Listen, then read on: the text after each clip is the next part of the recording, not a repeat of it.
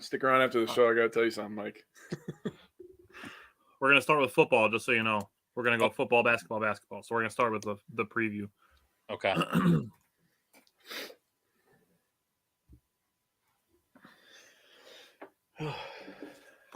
All right. So we are live again on another Wisco Fanatics Wednesday. If you want, you can check out wiscoball.com/Wisco Fanatics. They have Wisco Fanatics t-shirts you can get there. They have a deal going through the entire month of November. Mm-hmm. It's 10% off of everything, 20% off if you buy 2 or more, and then it's 30% off if you buy 3 or more. It's something like that. He's got like a 10, 20, 30% off for the whole month of November. So if you want to get a Wisco Fanatics shirt, now might be the time to do it. We got a lot of stuff to talk about today, actually. We got Badger football preview against Maryland. We got our Badger basketball primer. Those 2 reasons are why we have Mike here with us again today. And then Jake and I have 4 Bucks basketball games to talk about. So we're going to jump right in. We're going to start with the Badgers versus Maryland preview. Looking at this, I'm really excited that Hunter Wohler and Nick Herbig will be back. I am still bummed that there is going to be no Ches Malusi, but we're going to start with the Badgers offense. Jake, what are you looking for from the Badgers offense against Maryland's defense? There's a lot to digest here. Maryland is an overachieving team so far this season, in my opinion. Badgers are underachieving, but it seems like the trends are going to change in this game, in my opinion. I feel like this is where Wisconsin starts their takeoff into kind of saving the season a little bit, I guess I'll phrase it as. But Badgers open this game as 5.5-point favorites. That's a massive – 5.5 is not crazy, but that's massive for a 4-4 team. Think about that. Over-under 52. So they expect a little bit of scoring in this game.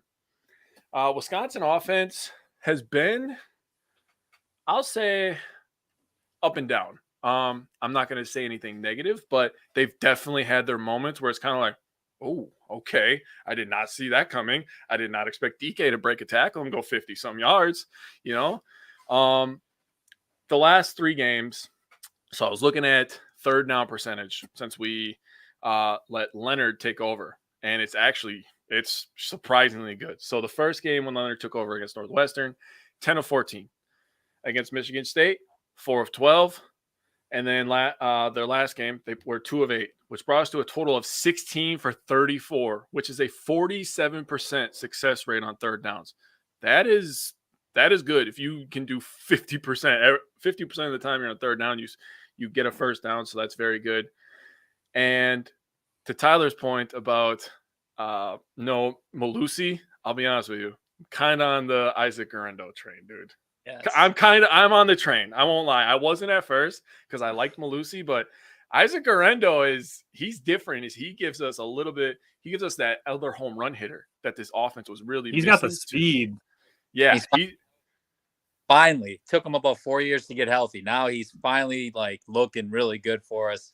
Dude, and he's got massive body control for a guy that is as big as he is. It's crazy his body control for how big he is and how fast he is. But I'm on the Isaac Guerendo train. Nothing against Malusi. I love Malusi as well. Good pass catcher. But Guerendo is something different. So I'm looking for this offense to, compete on the offensive line, run the ball, and let Mertz cook, baby.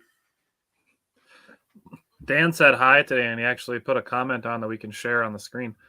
Yeah, Isaac Guerendo, he's got the speed, and I think that's what makes him really enticing, especially as when you mentioned as a home run hitter. But you bring up the Badgers' third down conversion percentage in the last 3 games. Maryland is allowing 43.8% conversions on third down. So, obviously the Badgers being a little bit higher than that, the Northwestern game kind of inflates that a little bit. But the Badgers on third down will be interesting to see how this game goes. But Mike, what are you looking for from the Badgers offense? I think this is going to be a great opportunity for us to cook, so to speak, again. Maryland, as kind of Jake said, a little, if you want to call it overachieving, yes, but I mean, they played tough against teams like Michigan, for example, this year. They do have 6 wins. We should not take them lightly. But I mean, they're giving up, over 450 yards a game this year total on average. They're giving up 24 points a game. This is going to be another opportunity for Mertz to show what he can showcase as well. But the number one thing I'm looking forward to seeing is the offensive line, because now we have a 100 Riley Mahlman. He's like 100%. He's ready to go. So what do you do with Trey Weddick? Do you move him to the inside, or do you keep him out at right tackle? Because he hasn't been doing a bad, job by any means. And Mahlman, when he was playing last game against Purdue, it was on like a pitch count, so to speak. So I'm looking forward to seeing like what they do with like those two guys. Do they keep rotating him, or do we, go back to, full time with Riley Mahlman, at right tackle? Because I do see that as a possibility. Trey Weddick does have experience at both right guard and center too. So it's going to be kind of like a balancing act, but at the end of the day, you gotta have your 5 best guys out there, so to speak. So probably take into account what's happened these past 2 weeks in practice. And yeah, it's fun. I'm glad you mentioned Isaac Guerendo. He was one of my guys this year that I thought would break out. And I'm just really happy for him in general. He's finally starting to put it together. And I think it's a freaking dangerous combo with him and Braylon Allen. And yeah, both can house call, man. It's thunder.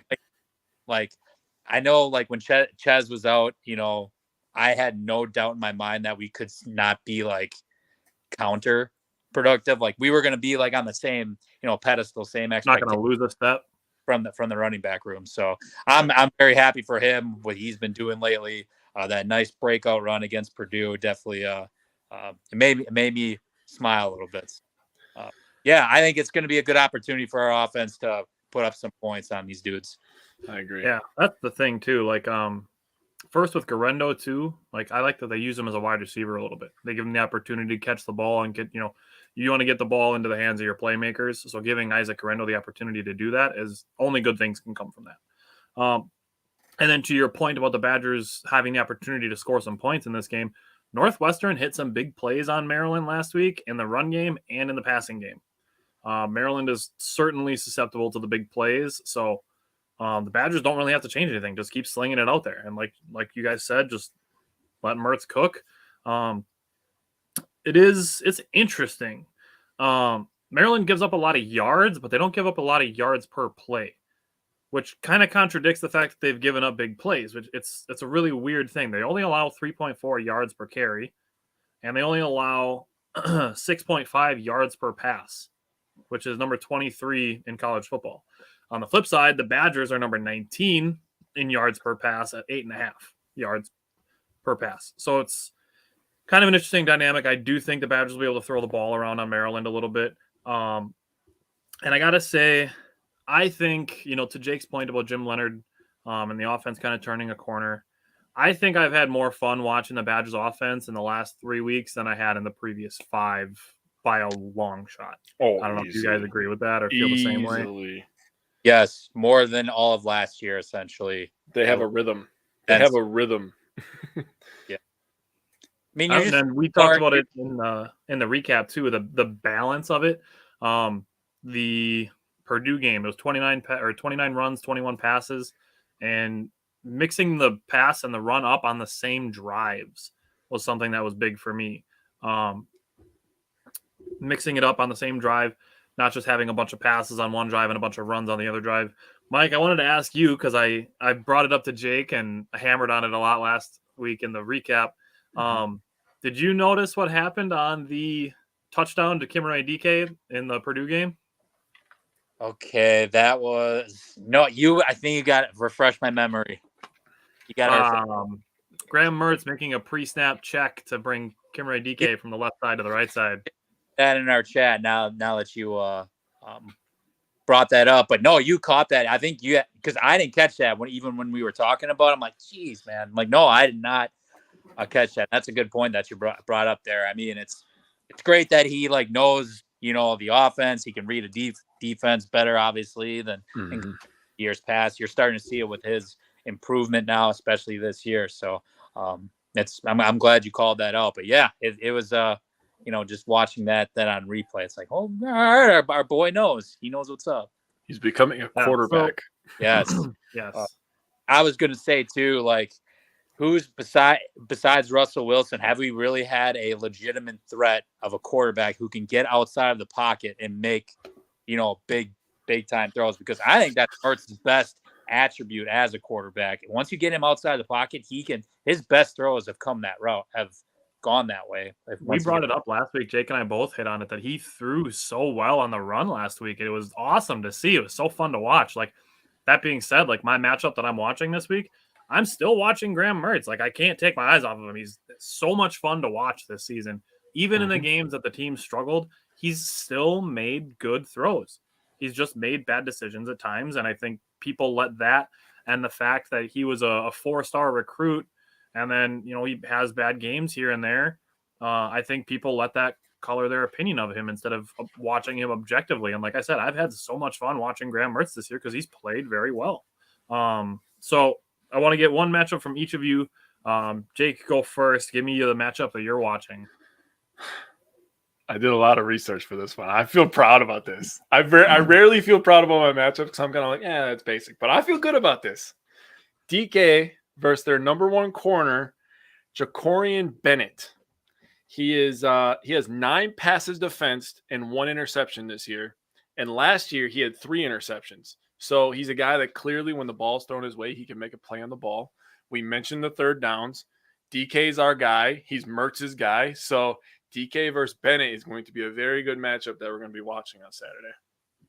At 11 a.m., by the way. The game is 11 a.m. on Big Ten Network, in case nobody knows that. Yeah, it's been a minute since we had one of those, I think. Yeah, you get a Saturday morning college football game. Last year. What was that?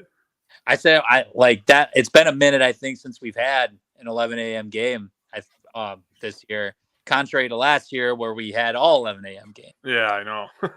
I kind of like the early college football games. Yeah. I mean, yes and no. I'm glad it's not every single week like it was last year. I don't mind getting it out of the way right away at 11. The Packers, I prefer them playing in that 3:25 slot because I feel like I got so much shit going on in the morning on Sunday, and like Saturday, my chill time is in the morning. So I prefer them to play in the morning on Saturday and later on Sunday. It just works better for me, and I'm selfish. So, that's all. Mike, what's the matchup that you're watching? We keep talking about him. I'm looking forward to seeing just Isaac Guerrero take another step. I think we're not utilizing him as much. I'm looking forward to him being a bigger part of the offense because I think Ingram had we've seen, flashes of getting, having him lining up at receiver, running back position. I'm just looking forward to seeing him getting involved and, just tearing up the whole. I'm a little broad on this, but the whole Maryland defense in general. Jake had a very, very good answer. I'm not going to talk. I went pretty broad too. Yeah, I felt proud about that one. Yeah, good.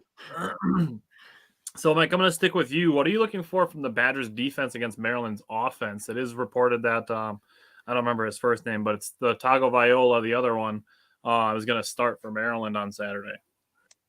All right. So when I first looked into this, I'm getting strong Purdue vibes when we're playing Maryland because this Tagovailoa, I forget how to pronounce his first name, so I'm gonna not butcher his last name, but I get strong Purdue vibes with these two quarterbacks. Like this is another gunslinger. He's gonna throw it, all around the field. It's similar to O'Connell from Purdue. I would say, based off of what I'm looking at here, he's got a couple of receivers that he likes to go to, but he's got over 2,000 yards passing. Mertz has, I think 1,600 just for comparison there. He's going to sling it all around the field. They have about, 380 yards a game. So, I mean, there's no lack in offense at all whatsoever. So, I mean, this guy, their quarterback is what makes them tick. I'm looking forward to seeing, I don't know. Herbig sounded like he was going to be back this week, but it also sounded like he wasn't going to be 100%. So I'm looking forward to seeing the outside linebackers take another step and being more of an impact. I think that if there's one thing we could improve on it would be the outside linebacking position with exception of Herbig, because in the Purdue game, a lot of our big time plays from the linebackers were from Jake Chaney and Jordan Turner as well. Yep. we did get pressure, but not necessarily from the outside linebacking position. So I'm just looking forward to those guys to, step up this week. That's the one thing that caught my eye. So I'm looking at guys like Caden Johnson, Daryl Peterson, and CJ Getz. So CJ Getz, yeah. He made some plays 2 weeks ago in the Purdue game. I was going to say, that might be Tyler's new guy. He gave him credit last week. To your point about Nick Herbig, the last thing that I saw was that he was going to practice this week. That's the last thing that I saw on him. Mm-hmm. He just sounded like he was like he wants to play, but it was like, it's still kind of on the fence. So I guess we'll see. But it's still, regardless, it's not, to me, my guess, I bet they keep him on a pitch count. Like they'll play him a little bit. So right. I another big week for our outside linebackers to have an opportunity to, most importantly, get some film and so they can get some sort of evaluation too. But I think that's going to be very important, especially with how much this quarterback throws it.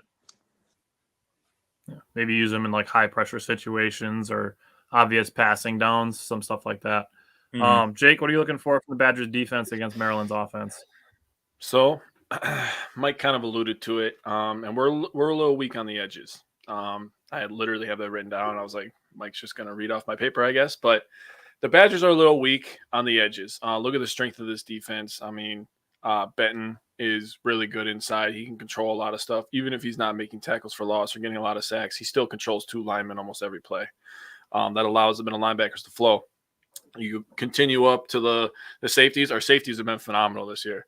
On the edge, you look at our outside linebackers, not great. Our corners, I'm not going to lie, Hallman, I'm not trying to call anybody out, but Hallman been getting cooked a little bit this year. Let's just call it like it is. He's a freshman. But I know, but he's shown some flashes too, so there might be some opportunity for him in the coming years. He is getting a mouthful this year. He's learning fast. He's learning position. Yes, but as Tyler said, I still think that there's still potential and there'll be opportunity in the future. But as of right now, he's getting cooked. So corners are definitely something that I'm watching in this game. It ties into my matchups. And the edge, we have to set the edge on the run and just funnel everything inside. Mike hit on their averages and what the Badgers' averages are. They average 34 points per game scoring, and we average giving up 21.9. So we can bring them down a little bit closer to our average. I think we could potentially, because I think we're going to score points in this game. We bring them down to our average, we might get a blowout on our hands. So, to your point on the points per game and setting the edge, which is definitely going to be important, Maryland averages 5.0 yards per carry. It's number 23 in the country. They're number 19 in yards per play, and they're number 6 in completion percentage in the country. Now, that said, they did take advantage of a weak Northwestern defense last week. We saw what the Badgers did to Northwestern in their first game with Jim Leonard at the helm. That said, as far as the running game is concerned, Roman Hembry, their running back, he does not go down on first contact very often. So that's the type of situation where coaches are always talking about rallying to the ball. That's going to be a key for the Badgers. It's not my key to victory, but that will be key for the Badgers. Mm-hmm. That said, Maryland has given up quite a bit of quarterback pressure. They let guys get to their quarterback. It happened a lot in the Northwestern game last week. I didn't remember the exact number of sacks that they gave up, but rewatching that game, like they gave up a lot of pressure on their quarterback. So that's going to tie into a couple of my things that I'm going to bring up. But the matchup that I'm watching the Badgers safeties actually for this game because Hunter Wohler is back. Kamoi Latu has played so well that you can't take him off the field. So for me, I'm watching what's going to go on with those 3 safeties. If they're going to rotate them, if maybe they're going to move John Torchio up into the box a little bit and let Latu and Wohler play back.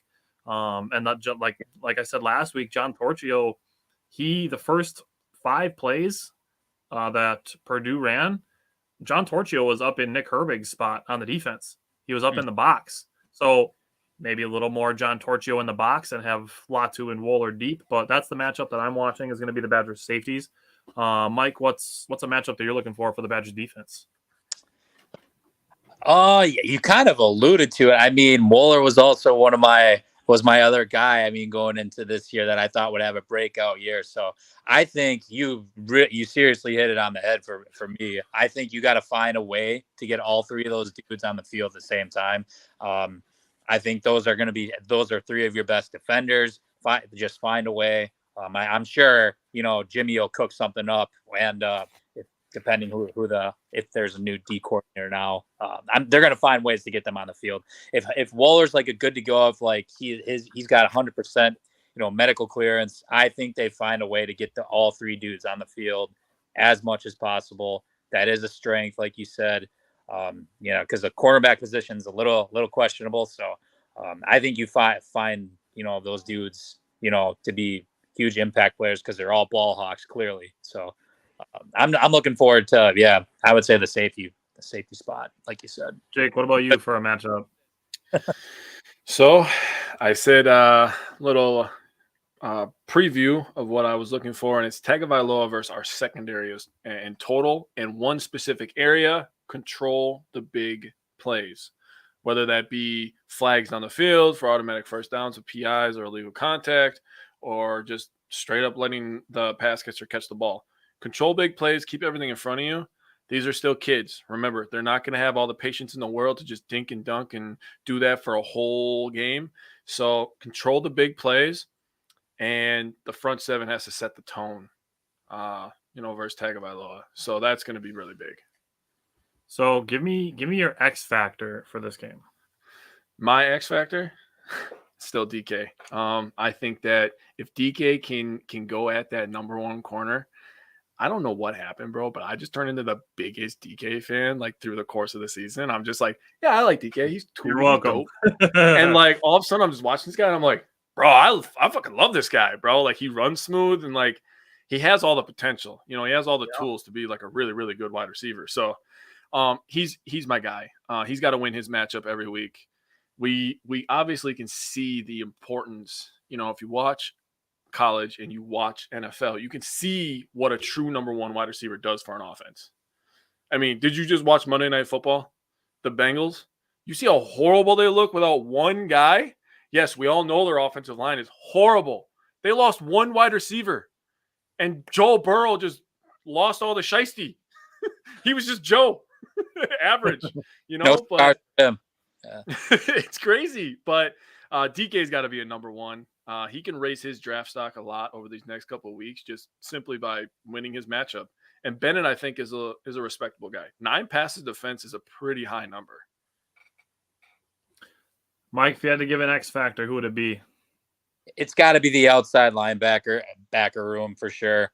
When you mentioned how many cute quarterback pressures Maryland's given up this year, I mean that right there, I think can just define the game. We need a big week from these guys. I think it's going to be a good opportunity, based off of what Maryland has done this year from that perspective. So I'm specifically calling out only because Herbie's questionable in my view. Daryl Peterson, CJ Getz, Caden Johnson, those three dudes, they're on deck. This is their time to shine. They're going to have an opportunity against this team. So I think that's the X factor, because if we can, and then if we, like Jake said, if we can keep those passes, really, really short, a little dink and dunk, we can live with that. So and that starts with getting pressure as well on the quarterback. So I would say the outside linebacking room.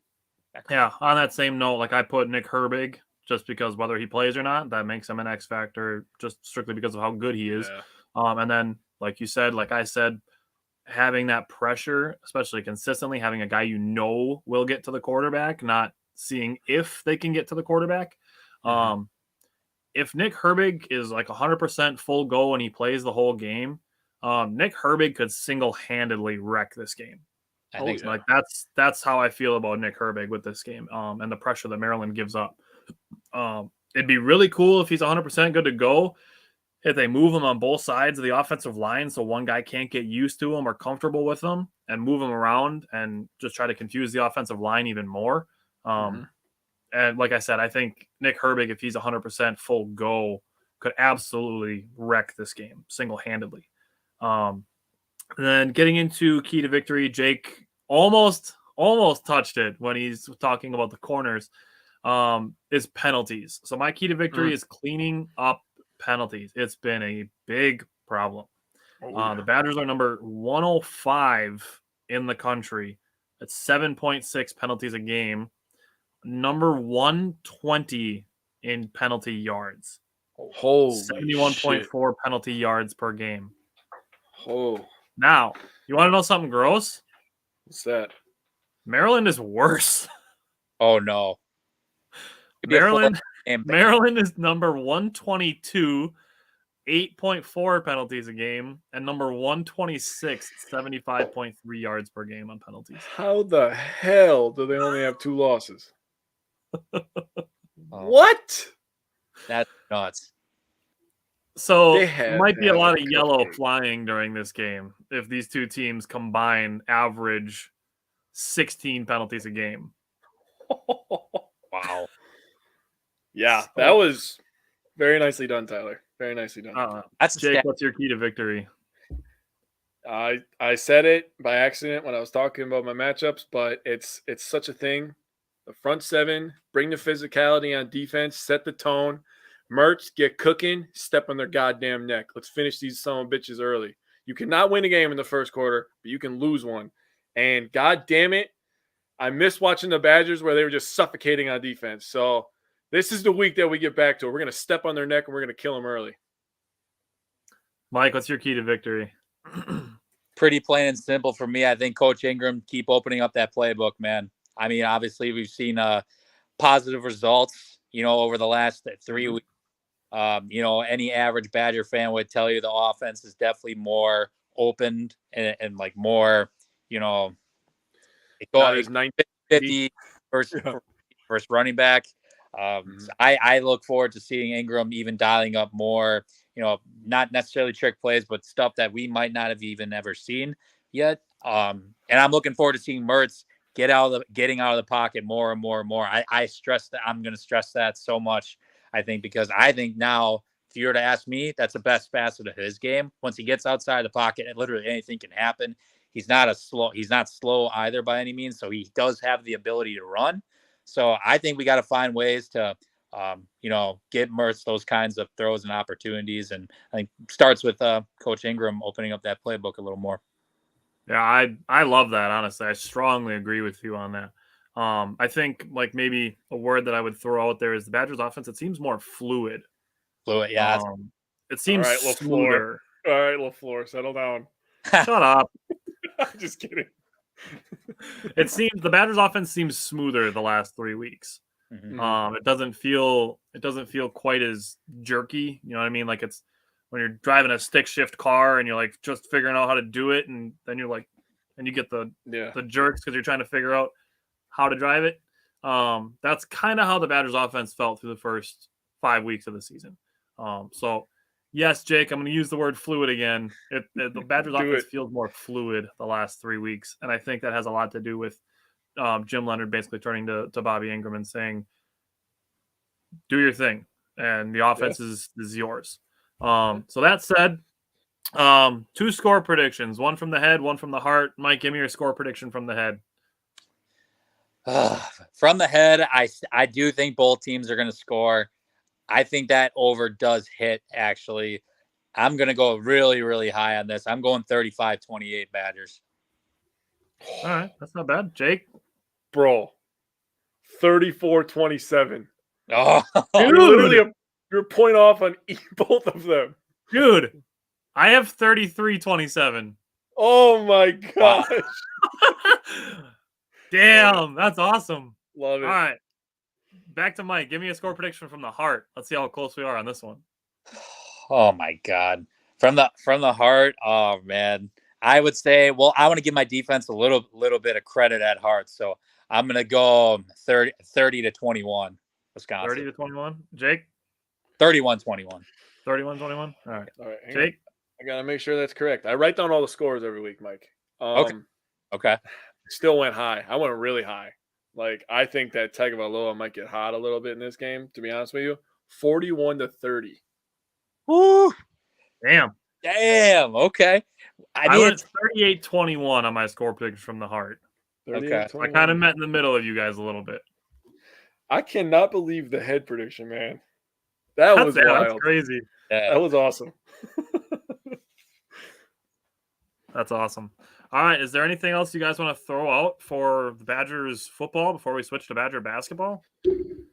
It'd be good, I think. We still need Illinois to lose 3 games. And it sucks that Michigan State decided to act like some thugs. And yes, I'm going to use that term. I don't care, because that's exactly what they were acting like after that game. And I don't know if you guys saw, God damn it, I always blank on this guy's name. The freaking coach from Michigan State. What's his name? Mel Tucker. Did you see what he did? After the game in the tunnel, everybody's always having their hand down. Like, hey, good job, good job, good job. And some of the players are high-fiving. The other ones are like, scoffing at it. Okay, whatever. I understand if after a bad performance you don't want to give high fives. It is what it is. But they were just trying to be encouraging. Maybe they were trolling. It is what it is. But he went over there after one of the players literally just high-fived it. 5 seconds later, he slaps it and acts like, oh, you were trying to touch me. That is the guy trying to lead college kids and turn them into men. Think about that. That guy got paid $95 million. For 9 more years. You want to talk about tricking somebody and taking some damn money? Man, if I would absolutely hate if he was my coach. And we're gonna talk about we're gonna talk Big Ten basketball, and we were involved in a scuffle last year. So I don't know. We're gonna get to it. It's gonna be interesting, but it just sucks that Michigan State decided to act like a bunch of dum-dums when we need them to win against Illinois, Yeah. But it is what it is. Mm-hmm. Just wanted to throw that out there. No, it was good. Really good. All right. So let's switch to basketball. We're going to talk about the Badgers basketball. They start on November 7th, so that would be next Monday. Basically, it's going to be Chucky Hepburn and Tyler Wall's team this year, but we're going to start with some players that we're excited for. Mike, let me go to you first, because you always have the good guys for players to be excited for. So I'm going to let you go first. Okay, so what I did, I put down 2 players. I put one that's like pretty obvious and one that's like, oh, not many people may know about this guy yet. So I'm gonna do my first. It's gonna be Chucky Hepburn. I mean, you look at as he was as a true freshman last year and how mature he was as a player. Like this dude was running, the Wisconsin offense at ease for us many, many times last year. Not turning the ball over. Yeah, not turning the ball over. Not having no problem whatsoever defending, the other team's best player. I mean, that was Simon for the most part. So his maturity, how he handled things going in week by week. He's not like that cocky dude either. Like he's just like grounded, like he's, locked in. I get a lot of Jordan Taylor vibes from him, whether it's like hitting big shots, and taking like that year 2 jump. I'm looking forward to seeing that because we're going to need him. Last year, he averaged about 8 points a game for us, just strictly off of like points per game. I think we're going to need him to be closer to 12 to 13, 12 to 15, perhaps, if we're going to do something this year. So I would definitely say he's my number one player that I'm most excited for personally. I remember last year when we did our Badger primer that all 3 of us were hoping that he was going to be the day 1 starting point guard. And we found out that he was, and we were all so excited for him. And I don't think you could possibly have expected anything more from him. And honestly, we know what his absence caused because we needed him when he went down against Iowa State, and it showed. I mean, like we said, he didn't turn the ball over much, and then we get into Iowa State and we don't have Chucky Hepburn, and Badgers turn the ball over 17 times that game. Completely different team. That game will never, because Iowa State was not even a good basketball team. That's the worst part of it. Like that should have been like instant, second round win. We go play Kansas next week. So that one kills me. All right. Who's your next one? Oh, you want me to name my second one right away? Okay. Yeah, give me both. So I am going to go with one of our transfers, actually. It's going to be Cal shooting guard out of Wofford. For those who don't know, he's actually a local product out of Neenah, Wisconsin, was at Wofford for the last couple years. He's coming off having 15 points per game last year. And a fun fact, it's going to be a part of our game that we're going to need this year. he was 34% from three, shooting the three ball. So that's going to be a big part of our starting five. He's going to be one of the starters this year. I'm about 95% sure. So, and one of the things that's been most talked about him going into this year, I mean, he's getting Brad Davison vibes. Not even just from an offensive perspective, but defensively too. So I don't know if he's going to necessarily be one of the most hated college players this year, but he's getting Brad Davis comparisons just reading a few articles. So that's going to When be. we get into the transfers, we're going to talk about him more. I have some Greg Gard quotes about Max Klesmit that I'm going to share. And Brad Davidson is one of the guys whose name was in the conversation of guys that Greg Gard was talking about in the same breath as him. So I'm gonna save that for now, so we can put a pin in that. We'll come back to him. But Jake, who are two players that you're excited for this year? Well, I'm going to start out. I'm going to say Isaac Gard, Greg Gard's son. I'm absolutely joking. I am not being serious. I was just like, of course, his kid was a walk-on the team, right? Yeah. So my first one is Chucky Hepburn, like Mike. I'm excited to see his growth from an overachieving true freshman to the keys to the car. And as Tyler and Mike were alluding to, he always seemed under control. That's the word that I wanted to use. And if you're going to have a guy driving your car, I prefer a guy that knows how to drive and is under control. So I feel like the team's going to be steady this year. I don't know if we're going to be crazy good. I think that there's potential. There's a lot of transfers. There's a lot of moving pieces that we know absolutely nothing about how they're going to fit. That's something for Greg Gard to figure out.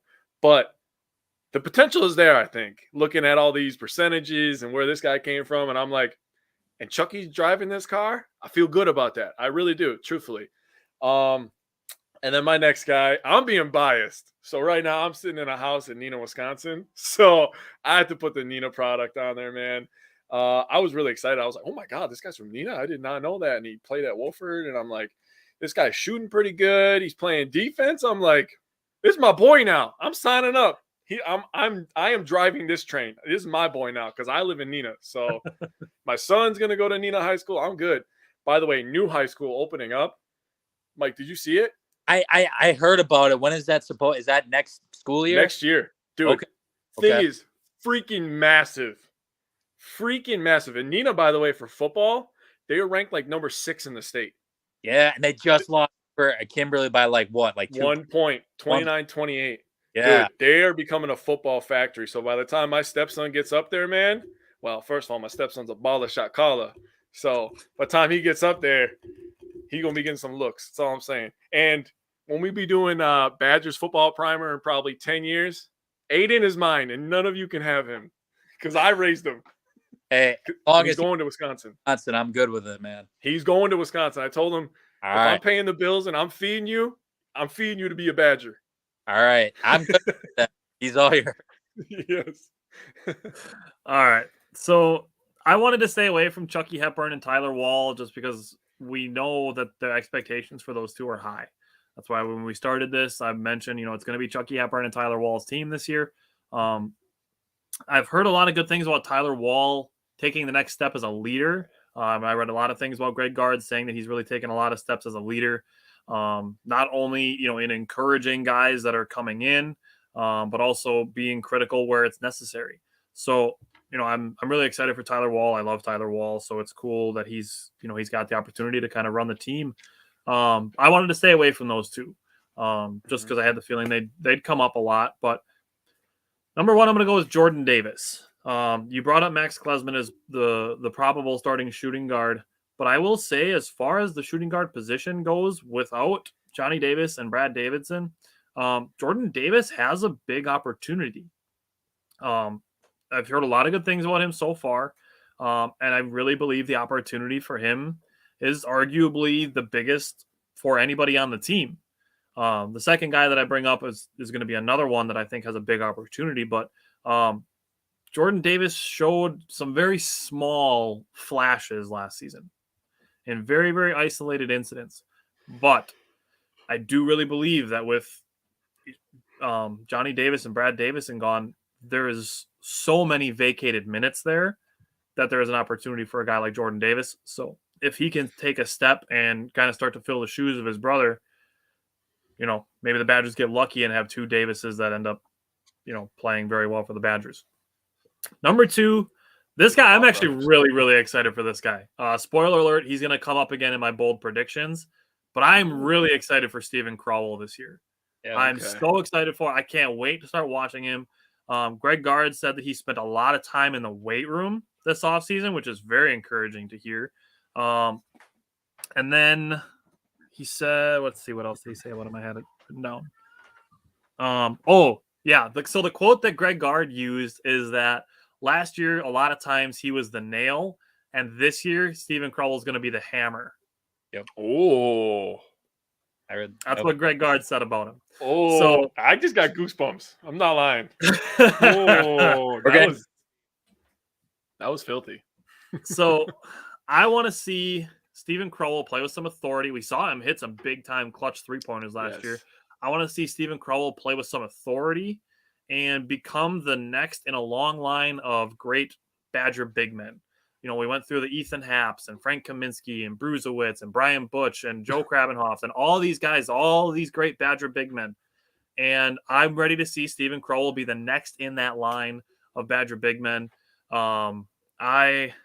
Jake, your dad called you a nerd. I know. I'm really, really, really excited for Steven Crowell this year because he played pretty well at a lot of junctures last year. He hit really clutch threes.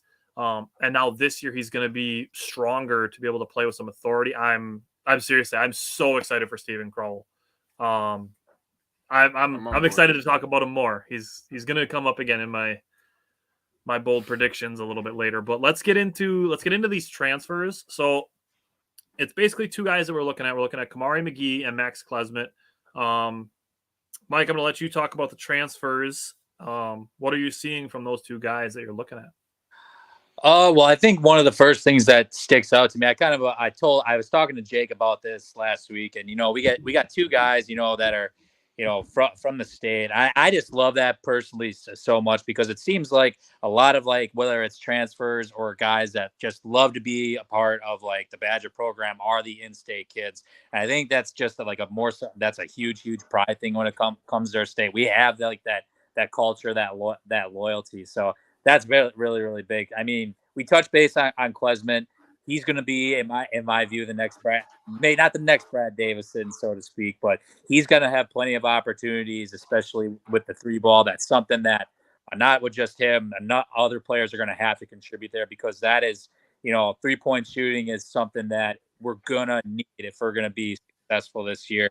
And that ended up being one of our downfalls last season. I mean, you look at that Iowa State game. I forget what the final we were maybe 1 of 2 for 22 from 3, and Jordan Davis made that last one, which didn't mean squat. So it's going to be a big boost for us in the shooting guard role. Greg Gard also alluded that he could play some possible point guard depending what the foul trouble situation could potentially be along those lines. So that's something to watch for. And then our second guy from UWGB, Kamari McGee. For those who may be familiar with the name, he was a state champion at Racine St. Catherine's with our guy Tyrese Hunter, who was at Iowa State last year and is now at Texas, I believe. So there's some state familiarity there. He averaged 11.6 points per game as a true freshman, and that was with not even playing that much in the beginning of the year. And then I think once, Coach Ryan was like, okay, this season is washed. We don't have any, we have 2 wins. They just cut him loose. And, he ended up being, pretty solid. So 27.5% from 3. I mean, it is what it is, but maybe potentially there's some development there that could potential that, maybe we can improve upon. I welcome all 3. Anybody who can shoot the 3 on this team, I'm interested. My ears are open on that. So, these are 2 good additions, 2 interstate kids. I wish we would have got a big man, so to speak, as well. But especially in nowadays in the transfer portal, I think it's hard to sell, certain kids okay, we want to bring you in, but you're going to be the backup behind our boy Steven Crowell for at least 2 years. So I see why it was kind of probably a struggle to maybe get that final piece in. We're going to have to do that by committee on the team this year. And we're going to have all different kinds of combinations to, account for Stephen Crawl in case he goes out with foul trouble, which last year he did a lot. So it's something to also worry about as a bench improvement, but we can, talk about that later. But no, love the two guys that we got. They're going to be good additions for the program. Yeah, that's all I got with that. So on your point of, Kamari McGee being kind of cut loose at the end of the year, the last 5 games of the season, he averaged 17.6 points on 50.7 field goal percentage. So he really turned it on at the end of the year. But Jake, what are you looking for from these transfers? Is there anything else that you wanted to add? I wanted to touch base on the foul trouble with Crowd because that was a great point. I think the Badgers might do a lot of small ball this year because when I was looking up and down this roster, and I was looking at all the guards and all the 3-pointers, and to your guys' point, you both brought up how we struggled with 3-point shooting. I could see us trying to speed the game up with a small ball lineup and seeing how that works. The lineups that guard puts out there in the first couple of games is going to be really, really interesting, man. Definitely something to watch. But I wanted to bring up one thing about Kamari McGee. Has nothing to do with basketball. But did you guys see him at the Purdue game? Did you see that video? So he was by the student section. He was trying to baseball hit T-shirts, and he swung and missed 4 times. Oh, wait. Yeah, I thought you meant they played him in basketball last year or something. No, I know what you're talking about. Did you see that? Dude, yeah. And then he looks at the camera. He's like, that's why I never played baseball. And I was like, he's got a good attitude about it. So he already seems like a cool guy, chill guy. But I watched a couple highlights. Pretty decent athlete, in my opinion. He could ball a little bit. Max, though, I was already talking about how I was excited for him. But I think I don't know how to feel about this team, bro. Seriously. I'm on one hand, I'm like, bro, they could do this. They can go crazy. They could really stink if this doesn't work out. But, I think we're going to be somewhere in that competitive middle area, which is kind of annoying. But I think they'll get a 4 or 5 seed, in my opinion, in the tournament. All right. So, on Kamari McGee, the only thing we didn't mention yet was he was an all Horizon League freshman team player. So there's that with him. On the small ball front, I do think there will be some times where Tyler Wall plays the center position, quote unquote center position.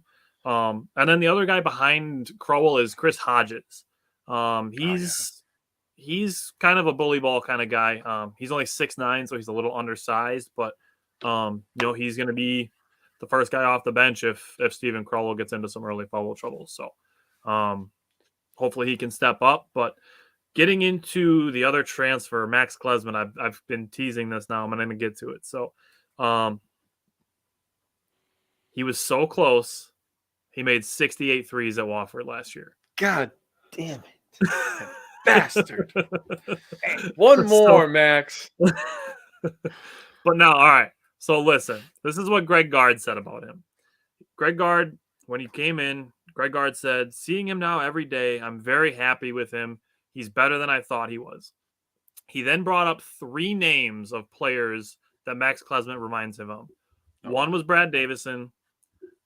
The other is Josh Gosser and Zach Showalter. I like all those guys, so I'm on board. Sign them up. Gosser might be my favorite on that list. Greg Gard put him in the same breath as. Yeah. Captain, same breath as Captain America. How can you not respect that? Exactly. So, yeah. Man. So bringing him up in the same vein as those 3 guys, that makes me so excited to see what Max Klesman puts on tape this year. Mm-hmm. I think when Showalter hit that three against Florida, and then he did the belt, I was like, God damn it! Now he's in one of my favorite players ever, man. That was a crazy moment. So was it Rogers there? A little bit. November and December features only one ranked opponent, and that's number 24 Dayton.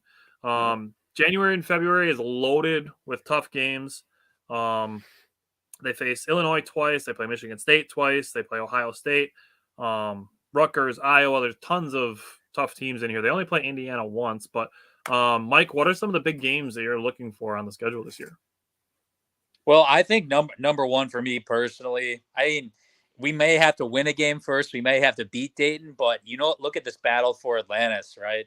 You got Kansas in there. You got Tennessee in there, who, by the way, I don't know if you've read recently. So Michigan State and Tennessee just scrimmaged, and Tom Izzo, Michigan State got their ass kicked, I'm pretty sure. And Tom Izzo was like quoting saying how good of a team like Tennessee is going to be, this year, like from the jump. So I'm looking forward to, hopefully beating Dayton and maybe playing potentially Kansas, who we would play if we win. I was looking at the bracket today. So playing Kansas is going to be a big game, obviously, and Tennessee potentially. I was looking at, we got home and homes with Michigan, Illinois, and then, we get Purdue once end of the year at home. It's funny that, when we play Michigan this year, do you know what one of those games falls on in February? Yep. February 14th. I think they really made that happen, the Big Ten committee, but that was funny. I thought, because Michigan's going to have a solid squad, no doubt about it. Hunter Dickinson's coming back. He's going to be a matchup. Us. We'll see. We're going to have to do that by committee because Prowl can't play the whole damn game. But always going to be very, very good this year as well. They got a couple transfers coming in. Matthew Mayer from Baylor, Terrence Shannon from Texas Tech. Both have been in big-time games. I think Illinois should be the favorite this year. I think when I think of Indiana, I think they're always overhyped. They always get the big-time recruits, and what happens at the end of the day? Wisconsin beats them. I think I forget what the streak is with winning at home against Indiana, but we won plenty of games on the road as well against Indiana. So Indiana, until they actually beat us, I will never be fazed by them. Trace Jackson Davis, great player. I still think we'll be able to defend him personally. So I would say Illinois would be the biggest in-conference foe for us this year. That were the best matchup. So I have Indiana circled on my games that I'm watching for. And you brought up Trace Jackson Davis. Listen, I am a diehard Badger fan. I absolutely love the Badgers, but Trace Jackson Davis, like, as long as he doesn't do it against the Badgers, I love watching him play basketball. You can tell that he loves playing basketball. So that I'm just excited to see the Badgers play against him. I brought up they play Illinois twice, they play Michigan twice. Seeing Ohio State, Rutgers, I think is a little sneaky of a potential team. Like that's gonna be an ugly game, win or lose. Badgers and Rutgers will be like an ugly slugfest. But Indiana, just to watch Trace Jackson Davis, like he's a rival player, but he's fun to watch. And he seems to have a good head on his shoulders. So that's what I like about him. But I hope he has his worst game of the season on January 14th. So other than that, that's pretty much what I'm looking at. It's going to be the Big Ten is super tough in basketball this year. Super tough. That's before you even get to teams like Iowa, who's going to have a solid team. Purdue could be kind of sneaky. I'm not really worried about Northwestern, but the Big Ten is going to be good in basketball this year. Jake, what big games are you looking at? So I wrote down the Dayton game to start out. Like Mike alluded to, that could turn into even more crazy and tougher matchups. Then I wrote down the back-to-back games that we have January 7th and January 10th, where it's at Illinois and then versus Michigan State. That's a tough 2-game slide right there. At Indiana on the 14th after that. That is a tough 3-game slide. That's a lot of talent, a lot of different playing styles, a lot of speed, athleticism in those 3 games. And I believe that Illinois and Michigan State are 2 of the best coached teams in the country. Obviously, we know what Michigan State does, but Illinois is very well coached too. And then before Mike stole my thunder, I wrote no love lost when we play Michigan on February 14th. I'm like, there's no damn way that just happened, bro. Like by accident. There's no way that happened. Like we're fist fighting each other and they put us on the day of love. There's no way that happened by accident, bro. And then we also play them February 26th. Michigan is a tough matchup, especially for the Badgers. They play a pretty high tempo, and they have Hunter Dickinson, who apparently the Badgers are just going to let him go over the right shoulder for the entire fucking game. So, I mean, that's annoying as hell. But if they take away the right shoulder, I mean, the guy's a skilled player. I won't take anything away from him, but take away the right shoulder and you take away like 50% of his game, dude. Right. Like, Make him shoot mid range. Like, exactly. Make him beat you other ways. He just posts up right shoulder. I'm like, are they gonna stop that, or we no, just gonna let him go they're right just gonna let shoulder him all drop game? 30. I don't understand what was going on with that last year, but Michigan is a tough team. And I do agree with you. I think Illinois is still our best matchup because when we go to Illinois, it is not pretty most of the time. No, it's no. not. That is a tough place to play. Yeah, it's pretty damn equivalent, basically going to Purdue, I would say, right along those lines. And yeah, it's not pretty at all. Those The kids, Illinois crowd is right on top of you, man. Yeah, it's tough. Wild. All right, so let's get into it. Let's go to record predictions. Mike, I'm going to go to you first. What's your record prediction for the Badgers this year? So I don't know. You might call me too nice or too cruel. But going down the list and going through like each month. Yeah, that's what I did too. I actually had us having a good, solid January, but then towards the end of March, we struggle a little bit because I actually want to throw this out there. I think Minnesota, do not sleep on them this year. Minnesota. Jamison Battle, lefty shooting guard. He tore last year. They brought in Dawson Garcia from Marquette and North Carolina. He was an impact player too, especially as Marquette days, North Carolina, he kind of dwindled off. But I would look for a comp, though, that 1-2 punch. I would watch out for Minnesota a little bit this year. Pains for me to say that, but I'm going to be, real with the boys. So I counted up 31 games. I did 12-8 in the Big Ten, and I did 21-10 overall. Based off of like who we beat and all that, I put tourney seed 5 or 6 in the NCAA tournament at the end of the day. So, and in the Big Ten, I put anywhere from 4 through 7 because there's a lot of tiebreakers that can happen in that situation. So I just varied it along those lines. Yeah. Jake, you got something to say?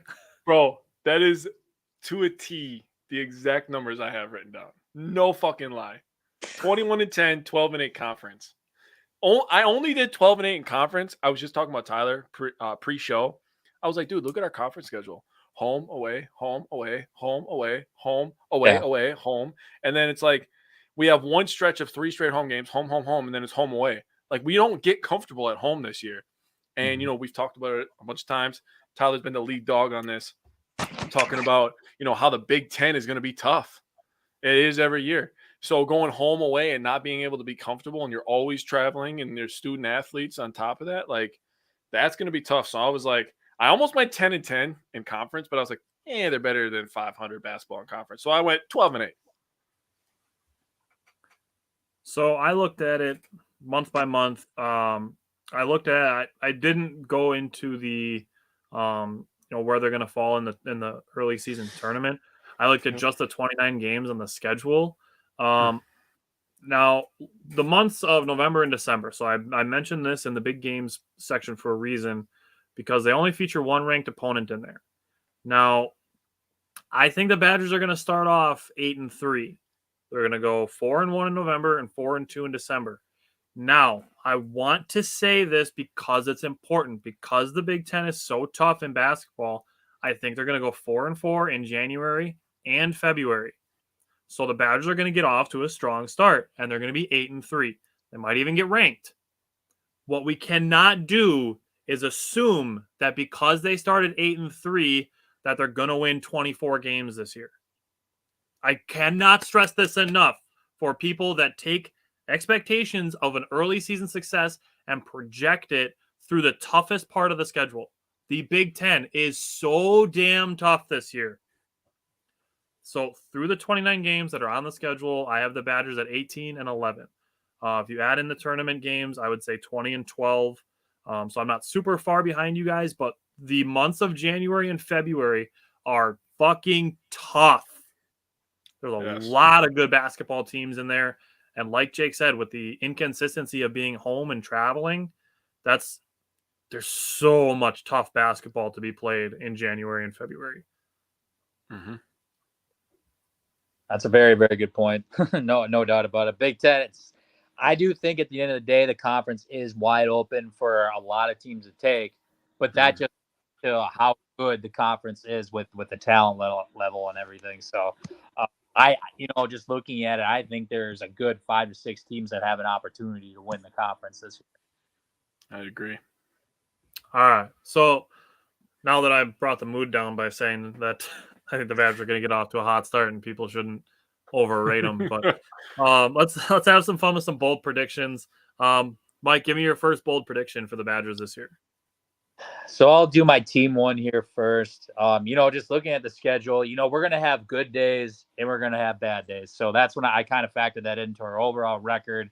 I know a lot of these teams, some of these teams are going to be eventually ranked high. So I got the Badgers are going to have 3 top 10 wins this season. That's a good one. I like that. I like that one. I like that. All right, Jake, give me your first one. Yeah. Mike, you have something else you wanted to add real quick? It was pretty quick. I was just going to say, I don't expect this team to be perfect at all by any means. However, I do expect, some flashes where like, okay, we really can be damn good if we put it all together.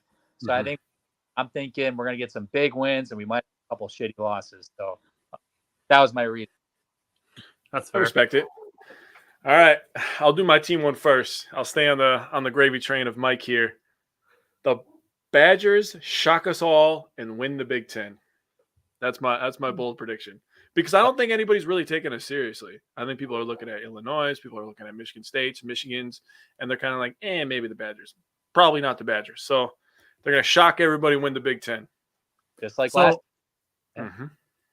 I like that you said that because Seth Davis of The Athletic said he thinks the Badgers are better off hunting than being hunted. And I love that quote.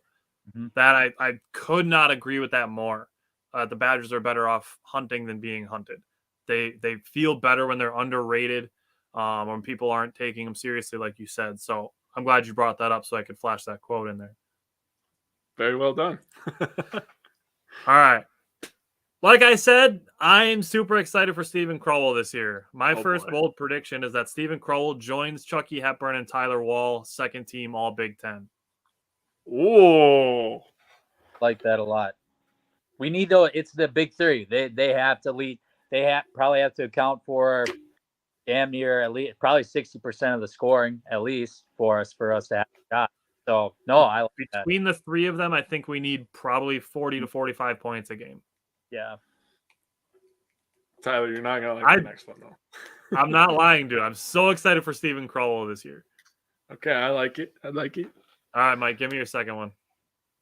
I got individual one. I got Chucky here. I got first team Big Ten and first team all defensive Big Ten team, which I like that one. I think that one should be more emphasized on my end. He's going to be first team all Big Ten, and then he's going to also be first team, Big Ten altogether. But I'm really going to stress the defensive part because even as a freshman last year, I kind of talked about it earlier. He took on a lot of hard roles, man. Versus upperclassmen, versus Purdue, he was on Jaden Ivey's ass. Like, he's guarding the best guys. So they're going to give him a lot of the tough assignments again this year. He's going to have an opportunity to showcase what he can do on that side of the ball. And he's just a ball hawk. And I have a lot of expectations for him, but with how he was carrying himself last year as a true freshman, he can definitely get it done. Yeah, I like that one. All right, Jake, give me your second one. All right, mine's also about Chucky. Me and Mike are just on the same wavelength today. But I have Chucky takes a Johnny Davis step, becomes a household name in the country, makes all Big Ten first team, and is viewed as one of the best point guards in the nation. I love that. Damn.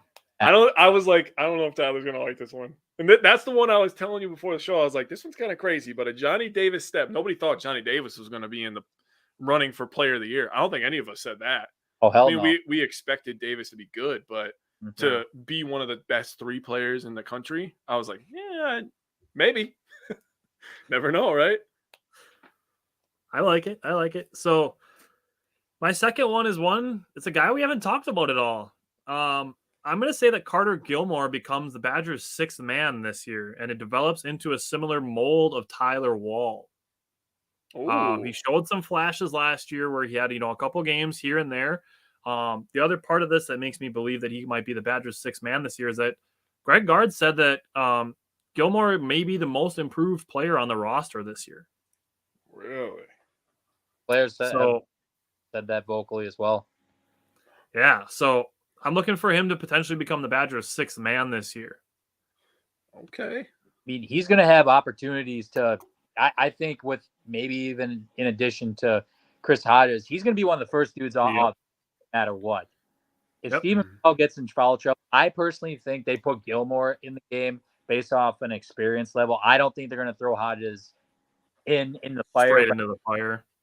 But this is going to be by committee. So Gilmore's going to get plenty of opportunities to guard anywhere from the 3 to the 5.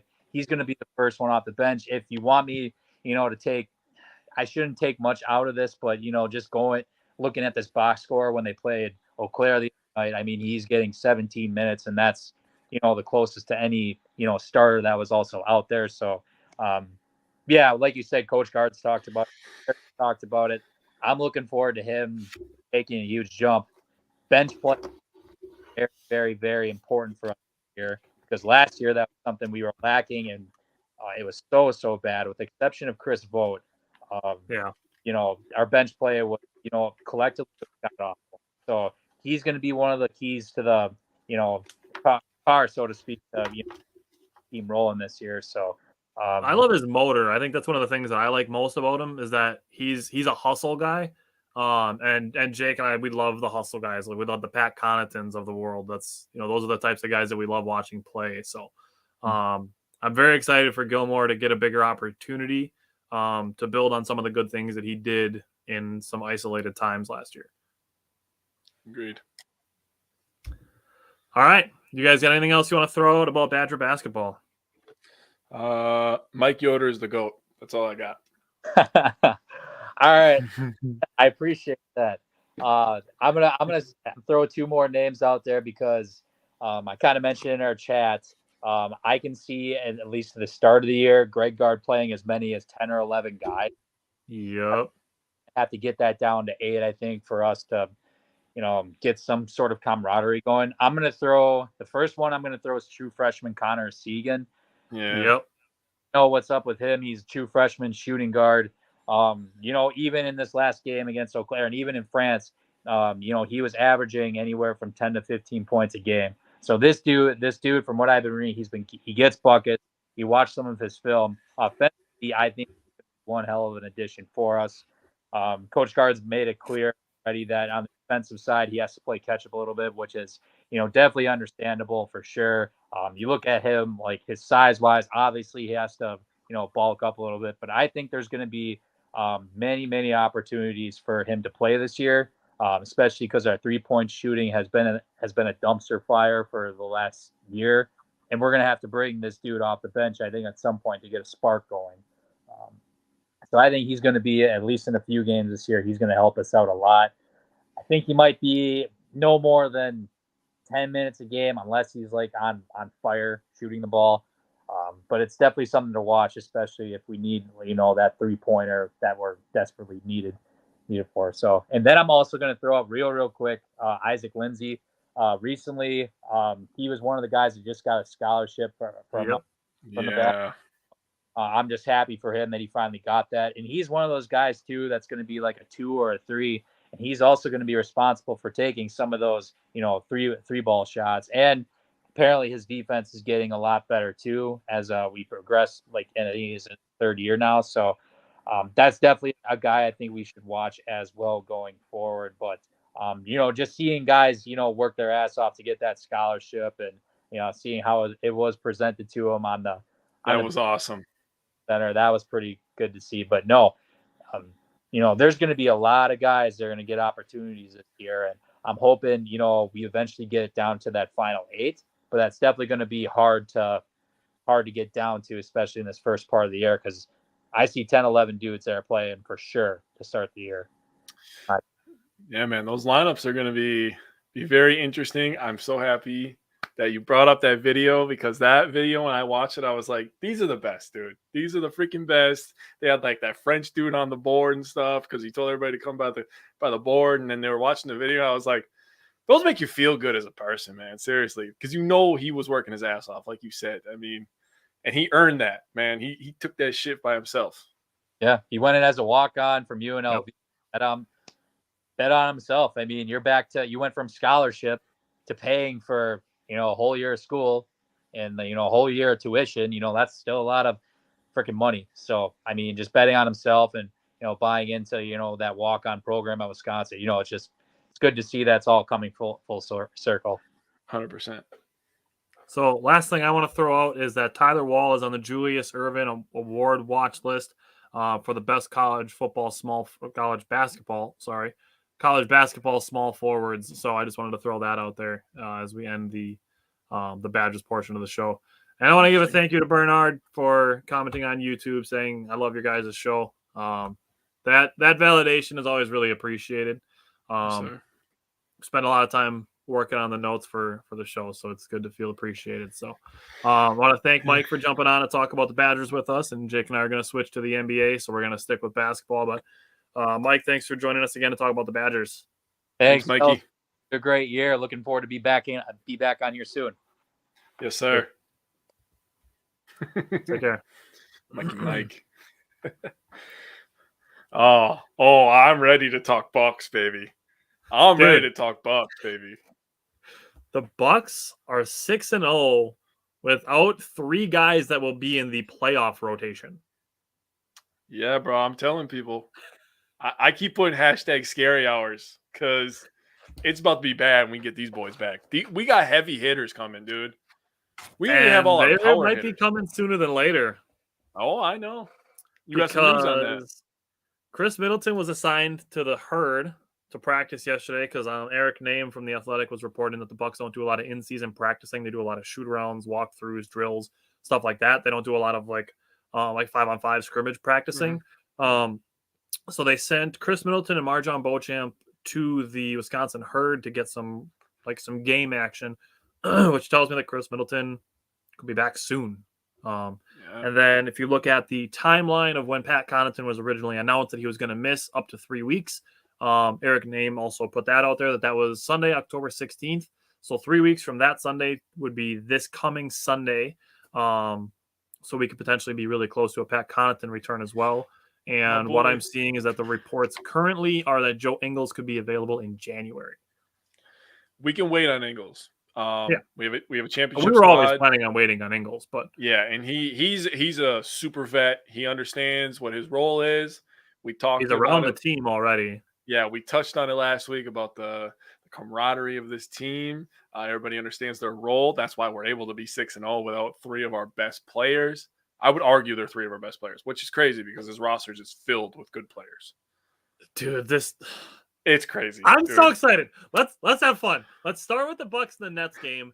I'm gonna throw this out there. The Bucks got Steve Nash fired. Now, the reason I say that is because he got fired after a win. So they won, and then he got fired after that. I think what might have been one of the final nails in the coffin was his freak out in Milwaukee. So last Wednesday, the Bucks are beating the Nets. They come back from a 12-point lead at halftime by the Nets. And it bugged me that this even happened because it was Royce O'Neal trying to take a charge on Giannis. It was called a block. Like, honestly, it really doesn't get much more textbook of a block. Wasn't even close, yeah. It really wasn't even close.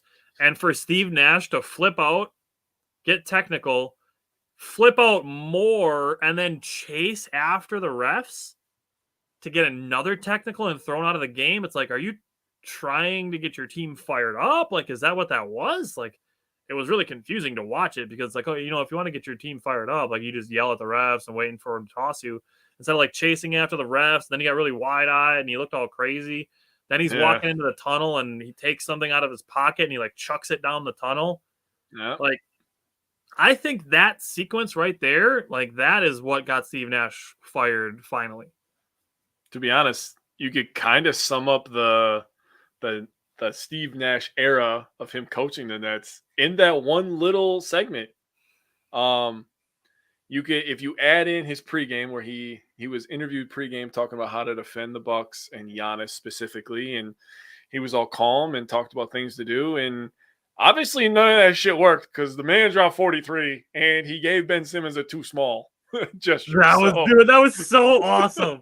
That might be like top 5 favorite Giannis moments because that was so awesome. Because preseason, so Ben Simmons makes one play defensively on Giannis in a preseason game. People are like, "Oh, Ben Simmons knows how to defend Giannis." Ben Simmons couldn't do a goddamn thing to Giannis in this game. Not a damn thing. Yeah, okay.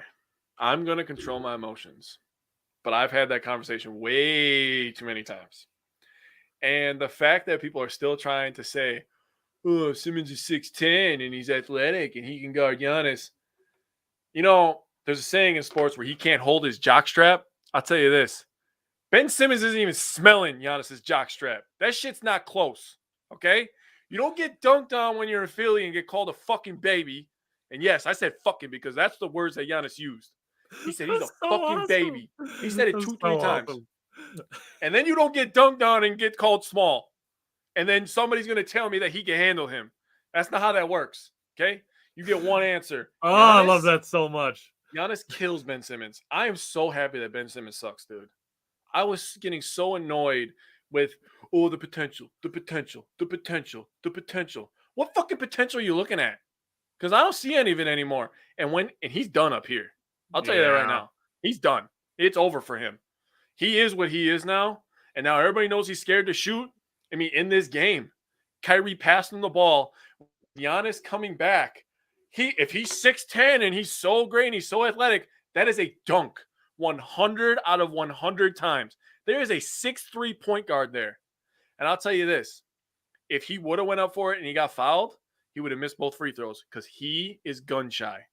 That is the reason he didn't go up, because Drew is smart and would have fouled him. I'll tell you that. Might have stripped him even. Ben Simmons is ass. And I am so sick of this conversation of he can guard Giannis. Stop. That ends today. There's less than 3 people in the NBA that have a chance against Giannis. Name them. I want to see. I mean, Bam's on there. Bam Adebayo, yes. Yeah. If Anthony Davis is ever healthy again, I'd maybe throw him in there. I don't know if I'm giving Davis that credit. He has no dog. He's no dog, bro. Giannis will eat his ass up. We saw it in Milwaukee last year. I know. Now, from an athletic standpoint and an ability standpoint, 100%. But that's where more I'm looking at it, is that if I can see it. If anybody anybody is strong enough, tall enough, and athletic enough, like Anthony Davis he's on the list, one of those guys. Yeah. If Jared Allen would add 10 pounds of muscle and more quick twitch, I would maybe say Jared Allen. He's a good defender. Other than that, I mean, you got anybody else that you think could even possibly? I think a guy on that same Cleveland roster could develop into that, and Mobley. I think he could develop into a guy. He's got to bulk up, but he's got the opportunity. And he's very long. But that's fair. I'm not going to lie, man. I'm not on the Davis train anymore. And we had that conversation last year. Oh, Davis is better because he's more skilled and he can shoot the ball. I don't give a shit. No, okay? I don't care. We saw what happened when they went head up, right? Yep. And Giannis is viewed as a guy that's not a good free throw shooter. I'll tell you something. He don't shy away. He's a goddamn straight up superstar. He is what you look for in a superstar. Anthony Davis got blocked twice by Giannis last year on jump shots. Bro, Davis cannot handle the smoke. Giannis is not afraid to miss a shot. He's airballed a million free throws. I mean, he actually talked about it in a video last year. I watch the behind the buck pass stuff all the time. I mean, they come out like 3 days after the games, but it just shows them at practice being normal guys. And I like to see them in that element, because we always see them in these high pressure situations. Yeah. But Giannis talked about it. He said, I've airballed 100,000 free throws in my life. I'm not afraid to do it again. That is a mindset thing that I absolutely love. And people are going to look at it like, oh, you're not afraid to airball a free throw? That's what fucking winners do, because they know that you're going to fall. Do you know what that is? Again and again, but they're going to get back up. You know what that is? What do you got? That's the mama mentality is what it is. 100%. Kobe Bryant never cared that he missed a shot because he wasn't thinking about the last shot. He was thinking about the next shot. 100%. And that's one of those things where, you can learn from failure, but don't dwell on it. Mm-hmm. And I've said this a little bit when we've talked about the Packers, but the past has no bearing on the future. Agreed. Missing your last shot doesn't mean you're going to miss the next one. Losing a game doesn't mean you're going to lose the next one. Like I said, missing a shot, losing a game doesn't mean that that's going to happen when you go up next time. I was at the game on Saturday. We'll get into the Hawks game, but Giannis had a block attempt, a dunk attempt. Wow, that was completely dyslexic of me, real quick. He had a dunk attempt blocked. Yeah. You can tell that I've never said that sentence very often because I couldn't even get it out straight. Doesn't happen. He had a dunk attempt blocked. And then when the game was in crunch time, he went and dunked on John Collins. That's what he does, bro. He's a bad dude. So let's get into some specifics of this Bucks-Nets game. It was a slow start for both teams. The Bucks missed a bunch of shots. Brooklyn turned the ball over a ton. Brook Lopez playing good interior defense. That's going to be a theme all 4 games and beyond. Drew Holiday, I'll say one of the things when he's guarding Kevin Durant is you can't go under screens on Kevin Durant. You just can't ever. The Bucks started 3 for 18 on field goals and were up by 1 point. And then they ended up actually being 3 for 19. George Hill broke a streak of 6 straight misses, kind of opened the floodgates a little bit. Brooke and Bobby both hit 3-pointers after that. I really wish the Bucks could have signed this guy. Royce O'Neal is a noted Bucks killer. Mm-hmm. He got hot in the second quarter. He made 4 threes in the second quarter. Bobby and Giannis kind of kept the Bucks close. Grayson Allen hit a 3. You made a really good point about this, and I want to give you credit for it, about giving credit to George Hill for hitting guys in their shot pocket. That's an underrated skill, and I really agree with you on that, and I wanted to give you credit, and I want to give George Hill credit for doing that. That's an underrated aspect of being a good passer. With that Grayson Allen 3 cut the lead to 5. George Hill again to Grayson Allen for a layup, tied the game. Bobby Portis got an offensive rebound and some second chance points. That gave the Bucks a 72-70 lead. You get to the third quarter. Giannis had 17 points in the third quarter. The Nets had 21. Yeah. So then you get to the fourth quarter. Grayson Allen drove to the basket. I brought up last week, Grayson Allen driving to the basket was an underrated part of his game. And he kicked out to Giannis, and Giannis hit a catch-and-shoot 3. Mm-hmm. It's like, oh, boy. We're getting into that. While we're on the topic of Giannis shooting 3s, you want to know something disgusting? Uh-oh. Tell me. Giannis currently has a higher 3-point percentage than Nikola Jokic and Luka Doncic. No way. Yup. Wow. Wow. Did not see that coming. So that's a true story. Giannis had a couple times of scoring on 2 or 3 guys. Jordan Nwora, I want to give him credit. I've been critical of Jordan Nwora because I don't see as much potential as a lot of other people do in him.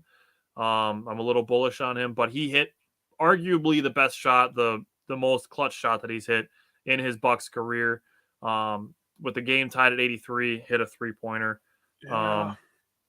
Then we get into Giannis backing down on KD. He does his post fade footwork, pump fakes the post fade, takes a step past KD, and puts in a floater off the backboard. The footwork. Oh, the footwork. Weight room, bro. He put his shoulder into his chest and moved his little ass. And then you get into the Nets are getting back on defense. It's a transition. Giannis is looking 1-on-3. He just goes right down the middle, gets a layup, and 1. He's a bad dude. Does that? Giannis. Either hand. Yeah, exactly. Giannis does that. Either hand. Then you get it later in the game. Drew Holiday showing off his disgusting step back. It's so good. Drew Holiday step back is a thing of beauty. Giannis hit a jumper to put the game up 10. And then he did the too little gesture on Simmons, which you kind of touched on already. Wesley Matthews hit back-to-back threes. Giannis hit 17 points in the fourth quarter as well, 34 points in the second half. The Nets had a 12-point lead going into halftime. Giannis only had 9 points. He was 1 for 7 on field goals. And people are like, oh, is this sign of the Nets turning the corner? The Bucks, struggling with the Nets. And then they come and destroy the Nets in the second half. So we talked about Ben Simmons a little bit. Did you know he didn't take a shot in the entire second half? I am not shocked by that. He's gun shy. He's afraid to shoot. All right. Talk to me about this game. What are you thinking from this game? Well, Drew struggled in this game, but he still played tough defense. So people were starting to get on Drew Holiday again, which was really stupid. Brook Lopez, like you said, controlled the paint. Bobby Portis, double-double. He's been a freaking double-double machine to start the season. He is a double-double machine. Giannis with 43, 14, and 5. I mean, that is just freaking stupid, bro. Like, it's becoming a Giannis stat line. When we need him in big games, Giannis is just like, all right, I'll take it. It is what it is. I'll tell you something. I did two things. One, I'm really, really paying attention to the assist-to-turnover ratio. And our assist-to-turnover ratio this year has been pretty good. In this game, it wasn't great. Yeah. But going into the Knicks game, fantastic. Going into the Hawks game, also fantastic. I'm getting a little ahead of myself. But I'll tell you what, their assist-to-turnover ratio has been very, very good this year. I wrote down the bench points.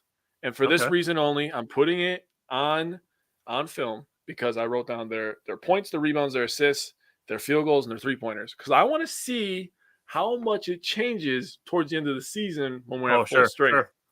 So in this game, the Nets had 20 bench points. I only wrote down the points for them for the opposing team. And our bench had 38 points, 20 rebounds, 6 assists. They were 13 to 25 and 6 to 17 from 3. We're not a great three-point shooting team right now. But when you add a Pat Connaughton coming off the bench, and I mean, there's going to be other pieces. Javon Carter's going to be coming off the bench. He can hit some threes. Joe Ingles will be coming off the bench when he gets back. Joe Ingles. I mean, the points from the bench is going to be nuts. I honestly feel like there's going to be games where we score 50 points off the bench. I believe that.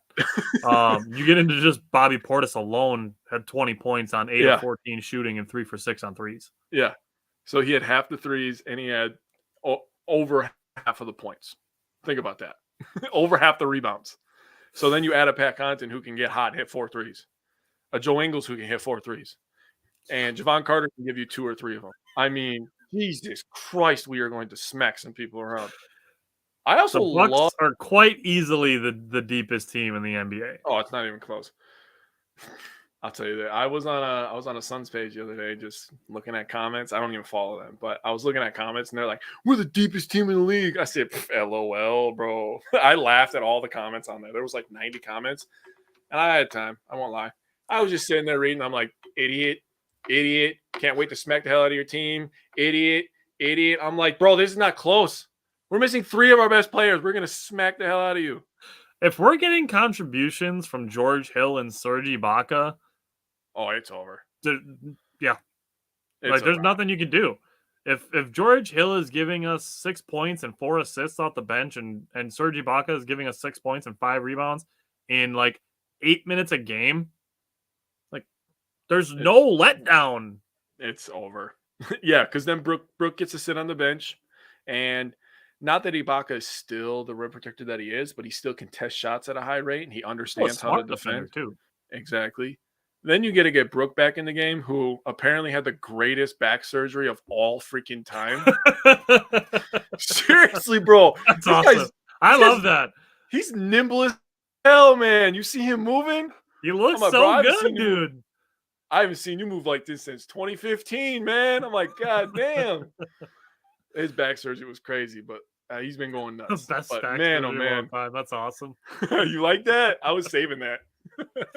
But so you brought up all of Giannis's stats. I want to add in the 3 blocks. Yeah. He did have 7 turnovers, unfortunately. And then you get into Drew Holiday. Drew Holiday also had 5 turnovers. So I want to see that number come down. The Bucks are averaging about 14 turnovers a game right now. If they can get under 13, that's the same number I was looking at last year. If they can get under 13 a game, be in like the top 10 to 12 in the league, that's fine with the pace they play at. Agreed. What I will say is I did bring up Drew Holiday not being able to go under screens on Kevin Durant. He hit a 3 on that. That was the only 3 that he made. He was 1 for 4. Kyrie Irving was 0 for 7 on threes. KD and Kyrie combined 1 for 11 on 3-point shots. You talk about the Bucks changing their philosophy on defending the 3-point line and being more tenacious about it. Mm-hmm. There is your perfect example right there. KD, Kyrie, 1 for 11. They do not know how to coexist together. And I will die on this hill. I will die on this hill. Because Kyrie's best ability is to kind of be like a microwave and just get hot for he can get hot for a whole game. I won't lie. He's got that talent. But KD's best ability is to be able to get any shot that he wants at any time in the game. Yep. When Kyrie's on fire, you take away KD's rhythm.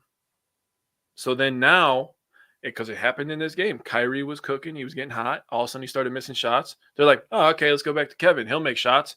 He took a couple mid-range jumpers in a row. Clank, clank, short, clank. I'm like, he lost all his rhythm. Yep. They have no idea how to coexist with each other. And Steve Nash was not the coach. He was scapegoated. I will die on this hill too. He was scapegoated because of this. Kyrie is the problem. I agree. Kevin Durant is if you're going to make a trade, do not trade Kevin Durant. Trade Kyrie Irving. But you're going to get the most for KD. Oh, there's no doubt about that. But you're also going to be a worse basketball team. 100%. So last thing I'm going to do with this game is fundamental failures.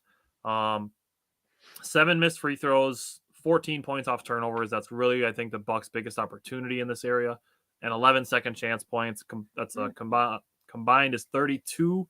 That's 1 point below where I'm looking at them to be. So solid in that area. But I mean, I don't really know what else you can ask for this game. So I'm fine with that. Let's get into the Bucks and the Knicks game. And I want to congratulate first Javon Carter for scoring his 1,000th career point in this game. Yes, so I wanted to start with that.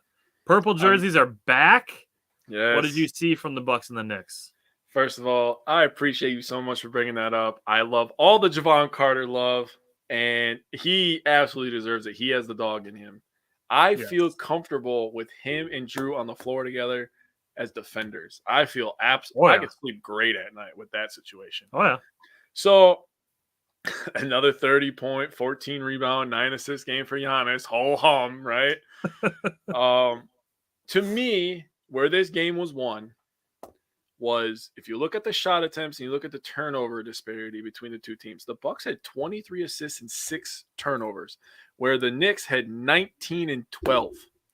We shot 109 shots. They shot 93. Now, we didn't make a crazy amount with that shot attempts, but I'll tell you what, that pace and the low turnovers with that pace definitely was a factor. Well, sign me up.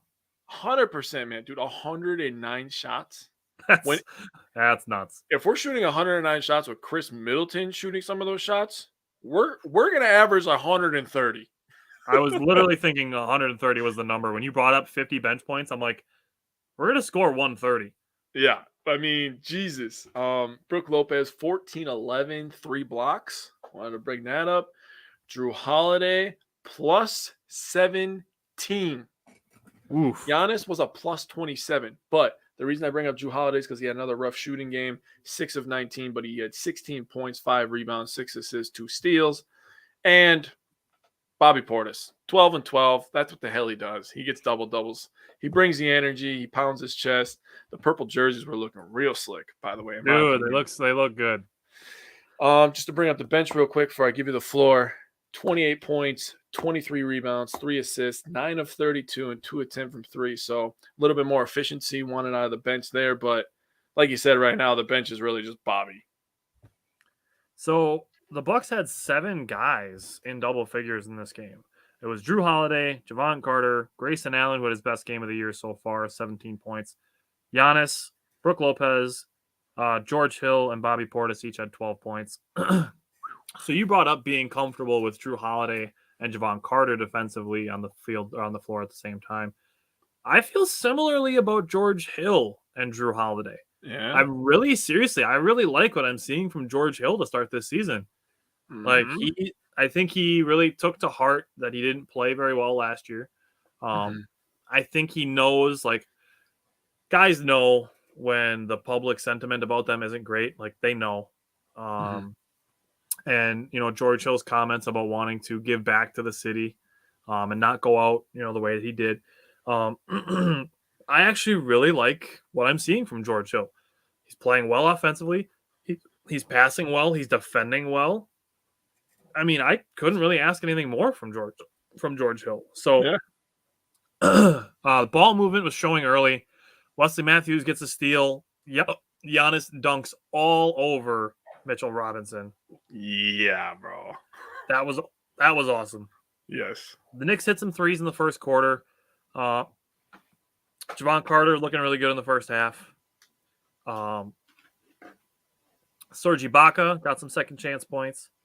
And then Giannis got an and one right before the half to give the Bucks a 6-point lead at halftime. Get into the second half. Drew Holiday just mastering his step back. It's damn near unstoppable. It's seriously good. Then this was exciting because Brook Lopez gets a ball and he can assert himself. Like, he's perfectly capable of asserting himself. Dirk Lopez is back. Oh, He hits that 1 foot fadeaway. I'm like, oh boy, Dirk Lopez over here. So Dirk Lopez was back this game. It wasn't the only time that it happened in this last week, but seeing him doing that, hitting those 1 foot fadeaways, is awesome. The Bucks really kind of exploded in the third quarter. George Hill was hitting jumpers. The ball movement was great. The lead was up to 24 at one point. Grayson Allen hit like a falling shot, threw the ball over his head into the basket for an and one. Like, awesome. It's your night when that stuff is going in. The Bucks did what they needed to do to keep the lead at double digits. The Knicks kept pace in the fourth quarter. Credit to them. But like I said, I think this was Grayson Allen's best game of the year. Brook Lopez and Bobby Portis both had double-doubles. Giannis was 1 assist shy of a triple-double. Seriously, as far as this game goes, I think my favorite part of it is the fact they only turned the ball over 6 times. Dude. That is so huge. Like, that makes me so happy. And it reflects they missed 5 free throws, only 2 points off turnovers for the Knicks. 2. Wow. 2 points off turnovers. Wow. 17 second chance points. That's a lot. Yeah. Credit to Mitchell Robinson and Julius Randle. That's a pretty good pair of big men, but 17 second chance points is a lot. So all in all, that adds up to 24 fundamental failure points. That's pretty good. Anything under 33 is better than last year's average. So let's get into the Bucks and Hawks game. I attended this one in person, and I have some interesting things that I want to say, but I want to get your thoughts first. I'm going to let you take care of those hiccups real quick, man. Yeah, I'm starting to feel bad for you. So Bucks versus Hawks. Yeah, Tyler was there, so he's going to have the advantage of seeing it in person because there's just a different feel. For me, this was a weird Giannis game.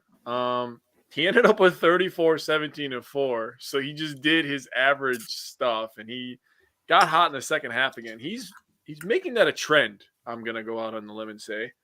But he was struggling at first to shoot the ball, and the Hawks were really, really collapsing on him in the paint, making it really tough for him to get clean shots. But to his credit, he didn't give up.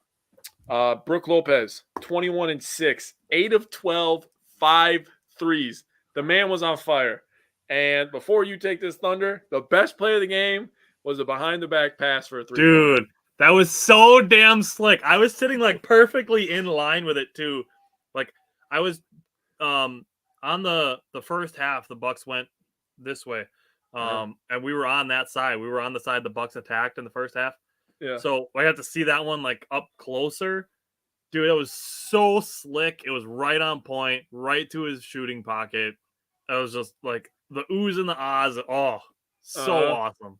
So that was one of those plays. Like if you're a hooper, like it's one of those plays where you're like, ooh, and then if they make the shot, hey, you like freak out, because he did it behind the back. I'm like, got to pay it off. Looking at it like that Vince McMahon meme where he's like, and then he makes the shot. And you're like, oh, you're going crazy. I was like, God damn, that was nice. Drew Holiday, baby. My God, 34, 2 and 12. My second favorite play of the game was absolutely at the end of the game when Drew got the steal and threw it to Giannis, and Giannis dunked it to close the game out. I was kind of like, that's how you win the goddamn basketball game, baby.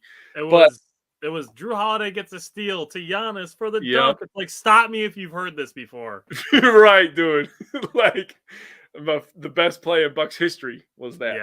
Yeah.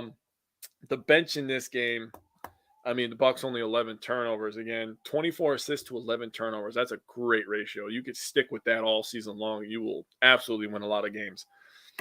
14 3-pointers was the most this week, I believe. I don't think they made 14 the other day. No, they made 11. Was the most this week. So they shot a little bit better in this game. I hate Trae Young. He's annoying. He cries a lot. Very annoying, honestly. And I was on Hawks Twitter reading all the comments, and they were like, this game is rigged. That shouldn't have been a foul. I'm like, bro, he clearly pushed him. He got some foul calls that shouldn't have been foul calls, too. He does. The one that really pissed me off was Giannis on the other end goes and he probably got stripped, I'll be honest. But he did, hey, like one of those. NBA players do that all the time. Yep. I mean, I can still hear Michael Redd doing that from when we were kids. But then Trae Young goes down the exact same side of the rim and does an A, and he gets the call. And the first thing Giannis did was walk up to the ref like, what about on that end? Why is it not a foul for me down there? And that was one of the plays where I was like, man, Trae gets so many calls because he's 6'3" on an NBA court. Not that he shouldn't get some of those calls because he's quick and he could pull from deep. So he's like a Walmart brand Steph Curry because he's not Steph Curry level. But he gets a lot of calls and it's annoying as hell. The thing that bothers me about him, like obviously, like he does a lot of like crying to the refs. Like he doesn't go and talk to the refs the way like Giannis does. He does a lot of like, why didn't I get the call? And like, it really annoyed me at one point. Like he got called for, it wasn't him, but he was dribbling the ball, and the guy that was setting a screen for him got called for an offensive foul for a moving screen, and he did one of these to the ref, and he's like did one of the get out of here hand gestures, and I'm like, really, dude? Like I lost even a little small smidge of respect that I still have for him. Like I lost more respect for him. Like the fact that he didn't get a technical for doing that towards a ref, like really. I think the NBA is doing a really good job calling more moving screens this year. I was watching Minnesota Suns last night. There was a couple called in that game. There was a couple called in the Bucks Pistons game when we get there. But it's like they're doing a better job of calling some of that, not allowing just a wide open shot. Yeah, I think some of it too, not even just the moving, but a lot of it is like when a guy sets a screen and then pivots and kind of spins as if he's going to roll. Yeah. But almost sets like a second screen with his back to the defender. I think they're calling a lot of that too. Mm-hmm. But yeah, seeing Trae Young just complaining all the time, it's just like really it cheapens the game, in my opinion. I agree. But the story of this game, at least in the first half, was Brook Lopez. Was so insane. He started like 3 for 3. He gets a couple threes, and then Bobby Portis finds him for a dunk. Then he hits another 3. Then he hits another 3. And he starts 5 for 5. Then he starts 6 for 6. Then 7 for 7. And then he gets his heat check. He comes around, and it's like 22 Bro. seconds on the shot clock, and he takes his heat check. And I'm like, yeah, that was his heat check, and that was his first miss. Yeah, dude, he shot that from forever away, man. I'm like, that was his heat check. He didn't miss until 4:38 in the second quarter. Yeah, he was hooping, bro. Like, seriously, he was hooping. And he was playing defense at the same time, which is exciting and it's fun to watch. What I wanted to say is watching this game in person was first. I wanted to bring up the Javon Carter behind the back pass because that was so slick. I got a greater appreciation for the mind of Drew Holiday watching this game because he single-handedly picked apart Atlanta's defense. He was directing traffic like I've never seen him before. And I think part of it is you don't see all the stuff in between the dead balls. So you don't see all, it follows the ball. You don't get to watch the players when they're talking to each other. And Drew Holiday's out here telling guys, he's like, he's this, and he's pointing, and he's, telling, this guy, you go here. The Bucks ended up getting like 4 or 5 backdoor layups in just the first half out of Drew Holiday directing traffic and telling him, sneak from the short corner area, which is in between the paint and the 3-point line, along the baseline, and then just sneaking into the restricted circle and getting layups. Bobby Portis got a layup that way. Javon Carter got a layup that way. Javon Carter got that behind the back pass to Brook Lopez by doing that. Drew Holiday himself went and got a layup by getting backdoor that way. Drew Holiday directing traffic was seriously really important to this game, and obviously his scoring as well. But getting a lot of guys wide open shots by getting to the rim, by taking advantage of the way that Atlanta was playing defense. So I really got a really good appreciation for Drew Holiday by watching this game in person. Mm-hmm. So the lead was down to 2 at the end of the first quarter, despite some slow starts by everybody but Brook Lopez. Giannis started 1 for 7 in this game in the first half, 2 of 4 at the free throw line. Brook Lopez was the only player in double figures at halftime. The Bucks were up 8, and getting into the second half, Giannis picked up his 4th foul with 2:39 to go in the third quarter. Bucks were up 7 going into the fourth quarter. Jordan Nwora actually gave the Bucks some really good minutes in this game as well. He had 13 points in 11 minutes. Or no, he had 11 points in 15 minutes. Sorry, I got my numbers mixed up. Drew Holiday working with Giannis. That was a design play by Budenholzer, who I want to give credit because I still see people like, no, Budenholzer needs to be fired. He needs to be fired. Marjan's not playing a lot of minutes. He needs to be fired. Yeah. I've seen a couple people, to their credits, saying, okay, like, Marjan doesn't look quite ready yet, so, I'll back off on that. So seeing people give that credit to Budenholzer and being like, okay, I see why he's not getting a ton of minutes. He did start the second quarter of this game, so he did get some run. But the play that at the end of the game, Giannis goes and sets a screen for Drew Holiday, and this is basically like a read option for Drew Holiday to see where the screener, which was Giannis, where his defender and then where Drew Holiday's defender goes on the screen. And Drew Holiday used it and turned it into a left-handed floater that went in and gave the Bucks a lead. And then Giannis gets the dunk at the end of the game for good measure. Trae Young basically just trying to do everything himself, basically just dribbled the ball right into Drew Holiday's lap, and then Giannis got a dunk. That was lit. seeing at one point, Drew Holiday made 10 consecutive shots. So he finished with 34 points on 13 of 22 shooting, 12 assists, 4 steals, 2 rebounds, and a block. Brook Lopez finished with 21 and 6. Giannis with another post fade to seal the game. So this is 2 games in a row, back-to-back nights that he's sealing games with post fades. Off glass. I wish Christopher was watching because this is a good stat that I got here. Ready? All right. The final 6 minutes of the game, Giannis scored or assisted on 19 points. Oh, wow. In the last 6 minutes of the game. This was a close game, too. So that's impressive. That's awesome. I mentioned Jordan Nwora, his 11 points. Bobby Portis, 9 points, 10 rebounds, 4 assists. Mm-hmm. Wesley Matthews needs some credit for this game. He had 5 points, 7 rebounds, a steal, and a block. So Wesley Matthews had his fingerprints all over this game too. Oh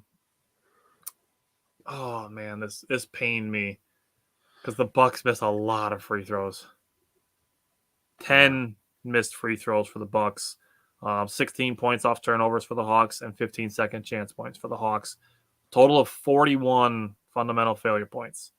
So, the Bucks did end up winning this game, but could have won by more by playing a little more fundamentally sound. It might not have been such a close game at points in the fourth quarter with Trae Young hitting some shots and actually the Hawks taking a 1-point lead at one point. But Giannis responding to the Hawks taking the lead by dunking all over John Collins. That's MVP stuff right there. That is definitely MVP stuff. I believe this was the game, correct me if I'm wrong, where it was a missed free throw and Wes Matthews went and chased down the ball and got an offensive rebound for us. Was that this game or was that saved it from going out of bounds to Drew Holiday? Yeah, that was this game. His hustle was impressive.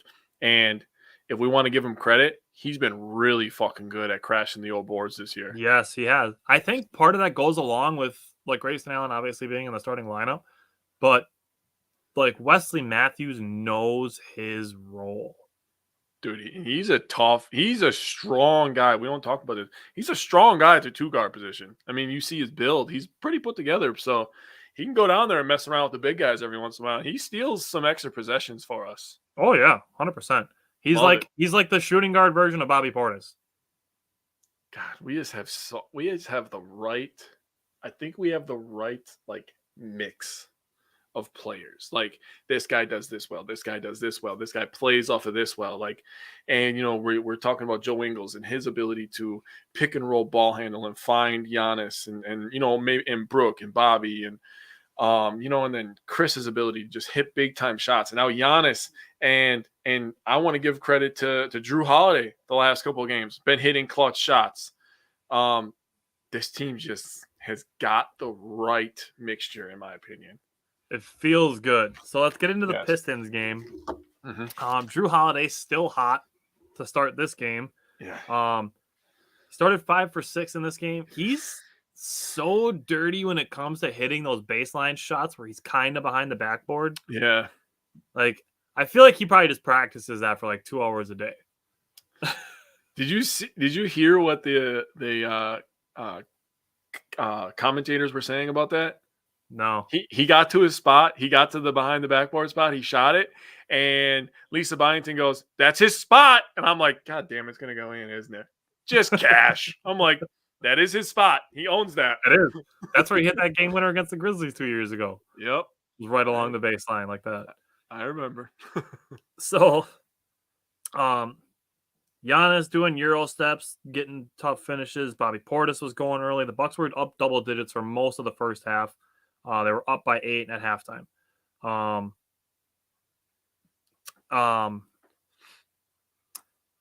Bobby Portis passed Brandon Knight for 25th all-time in Bucks history for made three-pointers. Oh, wow. So Bobby Portis has been here for just over 2 years and is already in the top 25 in made threes in Bucks history. I'm with that. He's going to be pretty high on the list when he leaves. That's for sure. So Detroit, to their credit, they hung in there. They kept going. They didn't quit. They cut the lead to 2 in the first minute of the third quarter, down to 1. And then Giannis went for 8 straight. Part of an 18-4 run. The lead was back to 11 by the end of the third quarter. Some sloppy turnovers. And then Giannis doing Giannis stuff. Again, here we are, 15 points in the third quarter. He did get his 4th foul early in the fourth quarter. And then between Cade Cunningham, he's good. He's going to be a baller. Yes. And second chance points that kind of allowed Detroit to get back up in the game again to close the gap. They did the same thing to Golden State recently and actually beat the Warriors last week. The night before. Yes. So that sloppy turnovers, you have to clean it up. Giannis again putting games away with his post fade. The game was tied at 105, and then Drew Holiday hit a nasty three-pointer. Just doing Drew Holiday stuff. hit 2 threes late in this game. Boyan made one at the buzzer, which made the final score look a little bit closer than it actually was. Yep. But the Bucks started the second half 0 for 12 on 3-pointers. So the Bucks, they really need Chris Middleton and Pat Connaughton back to help boost their 3-point shooting. Drew Holiday hitting those 2 threes in the second half was seriously really crucial to winning the game. But turnovers, fouling, that's what allowed second chance points. That's what allowed Detroit to get back into this game. But what did you see from the Bucks and the Pistons game on Monday? First thing I'm going to do is I'm going to give Dwayne Casey and his staff a lot of credit. He has these young He's a guys. very good coach. He has these young guys playing fucking hard. They are setting hard screens. They are running the box out. They are running their lanes. He is absolutely a great coach if you're going to try to get young guys to play basketball the right way. He's getting a lot out of Isaiah Stewart, to his credit. Yeah, Isaiah Stewart plays hard. Dwayne Casey. Yes, I agree. Giannis was actually a -1 for this game, which was crazy shocking to me, but he was still Giannis. 31, 7, 2 assists, 2 blocks. Brook Lopez, I will say, yes, Drew Holiday had 2 crazy threes. The 3-pointer he hit in the second half that broke the streak of 0 for 12 was the biggest 3-pointer of the game. In my opinion, because it allowed people to be like, all right, we're off the schneid. The ball can go in. Bobby Portis hit one after that. And then the 2 Drew Holiday threes. That step back 3, that last one he hit, the camera went to a wider view and they showed more of the crowd. I was like, they're doing that for dramatic effect, bro. He steps back, crowd, and I'm like, bro, those are the best moments in sports. So nasty. Just, yeah. And I think he's a better wing shooter. He shoots a lot on the top of the arc, but I think he's a better wing shooter. I don't know what the percentages are, but it just seems like on the wing, he's just cash. That's my spot. I like the right. I'll find it out. I like the right wing. He had a massive game, 25 points, 7 rebounds, 10 assists. The 20 assists to 12 turnovers, huge. The Pistons, 19 assists, 16 turnovers. So that disparity in assist to turnovers, yeah. But like I said, the Pistons were playing hard, so I give them credit for that. The bench in this game was not great. When you take away Bobby's 15, 12, and 2, they had 21, 19, and 5. I forgot to write down Nwora stats, but Nwora was pathetic in this game, at least from what I remember. For 4, I believe. Yeah, and he was like a minus whatever, 8 or something like that. Minus 13. He had 13. He had 1 rebound was the only stat he recorded. Yeah, he was getting cooked. And I'm not trying to rag on anybody, but this is the reason when me and you talked about it, about him not being able to be a consistent rebounder, a consistent defender. I don't give a shit if you can shoot a damn basketball. There's 400 some people in the NBA that could shoot basketballs. Okay. You got to be able to do other things. Yep. He's not a playmaker. He's not a defender, not a rebounder. You got to give me something else. You're on a team full of people that literally live on doing dirty work. Bobby, Brooke, Drew, Giannis, Chris, they all do dirty work stuff. They're all two-way players. I mean, we're filled with two-way players. It's disgusting. I mean, even Bobby Portis is getting ranked highly in defensive stats right now. Think about that. A guy, Bobby Portis. George Hill and Giannis were the highest plus-minus duo for the Bucks last year. I saw a thing. This is crazy. I saw the list. It was 12 people or whatever on that early season MVP list. Brooke, Drew, and Giannis were on the list. I was like, we got 3 Bucks on the list, bro. That's crazy. I'm still cheering for Nwora. Like I said, I'm not trying to rag on him, and he can shoot. He's not afraid to shoot. That's the he key. Did well in the Hawks and the Hawks and the Knicks game, so he's capable. Yeah. He can make winning plays. I need a little bit more heart out of him on the defensive end because that's all defense. To me, it's not all defense, but to me, main part of playing defense is you got to fucking be able to put your body on the line. Right. They talked about it in that next game, actually, to backtrack a little bit. And Royce O'Neal, when Giannis was coming down, to your credit about that left-handed layup that he made, Royce O'Neal did the swipe at the ball. That is no heart. Those teams do not win titles. That's James Harden's school of defense right there. A guy drives by you and you try to do the reach around, poke the ball out thing. That's the Ole. That's the James Harden school of defense. The worst part about it was he was in position to put his body on the line. If you're not willing to do that kind of shit, you don't deserve playing time. I'm not gonna lie to you. When I play basketball and like I'm guarding somebody defensively and somebody tries to drive past me and I beat him to the spot and they like run straight into my chest, like I get excited when that happens because like yes, I just beat you to your spot. I know I just played good defense on you. I mean, you still do, but I used to play a guy named Ced all the time. Yep. And Cedric, when I first met him, bro, I had never met somebody that was as physical with the basketball. And I remember, because of the way that we were brought up playing defense, I stood in the paint one time and he took his big giant shoulder and put that shit right into my chest. And I remember being out of air, but he helped me up off the ground. He was just like, that was a good play. I mean, he ended up scoring because he's used to that contact. But if you're not willing to put your body on the line to win, I mean, you don't deserve playing time, man. There's plenty ways to get it. And just being a shooter, this isn't the 90s anymore, man. You're not going to get on the floor just because you can shoot. Everybody can shoot. Ask Bryn Forbes how many minutes he played in the playoffs. Exactly. He was only used in that fucking Miami series because he was on fire. Yeah. That's it. After that, he sucked. He didn't play. He didn't play. I know. At all. So, I mean, you mentioned a bunch of the stats. When you bring in Giannis as plus minus, I think the fact that he only had 2 assists is part of it, especially when you factor in the fact that he had 4 turnovers. Yeah. And he had 5 fouls. Yeah. Drew Holiday also had 4 turnovers. Grayson Allen had 4 turnovers. He did have 9 points, 2 rebounds, and 2 assists. But, I mean, Brook Lopez, 24 points, 9 rebounds, and 2 blocks. Like, I don't think there is a single person on the planet Earth except for Brook Lopez that expected Brook Lopez to get off to this hot of a start. His surgeon. His surgeon. I love that so much. The best back history in the history of sports. That's fucking awesome. Dude, it is, man. I'm sticking to that all year. So the Bucks missed 6 free throws, gave up 17 points off turnovers, which is high, and 18 second chance points, which is also high. It's a total of 41 fundamental failure points. 2 games in a row, 41 fundamental failure points. It's just you gotta clean it up a little bit in these 2 games, and the Bucks will be blowing teams out on the regular. Yep. So that said, let's get it into it. Give me your power pair for the Bucks this last week. So I said it last week, and then I kept him off my list on purpose.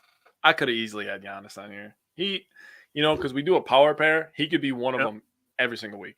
But pretty I went much, with, unless he misses like 2 out of 3 games in the week or something like that. Yeah, because of that's a good point because of managing minutes and stuff. But I went with Drew Holiday and Bobby Portis. I just see way too much Drew Holiday slander.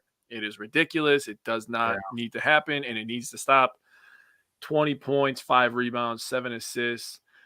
He shot 36 from behind the 3-point line. He only shot 42% from the field, but he plays elite defense, so you live with 40% from the field, and you know that it's going to get better. But 25 and 7, I mean, it's ridiculous. Bobby Portis averaged 12 and 12. He shot 45% from the field and 47% from the 3-point line. So, I mean, what more can you ask from Bobby? He's amazing. He's incredible. I love him in Milwaukee so much. Dude, he found his home. That's really what it was. My underrated reporter, I went with Brook Lopez, by the way. But I did as well, and I will give some cool statistical reasons why. Mm-hmm. My power pair is Giannis and Drew Holiday. Giannis, he was the Eastern Conference Player of the Week, so I wanted to throw that out there. He's also got now 5 straight 30-plus point games. So there's that. It's a good streak to be on. Drew Holiday, there's my other one. Back-to-back double-doubles, 3 rebounds shy of a triple-double on Monday. Mm-hmm. And he's scoring at all 3 levels. Yes. He's getting to the rim, he's hitting mid-range, and he's hitting threes. So Drew Holiday, 3-level scorer, elite defender, clutch basket maker, back-to-back double-doubles, 3 rebounds shy of a triple-double. I had Drew Holiday in mind. My underrated performer was also Brook Lopez. Currently leading the NBA in blocks, and He leads the NBA in contested and altered shots. Oh, wow. That is not where I thought you were going with that. That is a fantastic stat. Coming into yesterday, he was number 1 in the NBA. He has contested or altered 90 shots in 6 games. What is that average, bro? What is that average? That's 15 a game. Yep. Yeah, 9-6. Yeah. Wow. Think about what that does for our defense. Then you got to add Giannis in there, bro. Wow. 90 contested shots. Wow.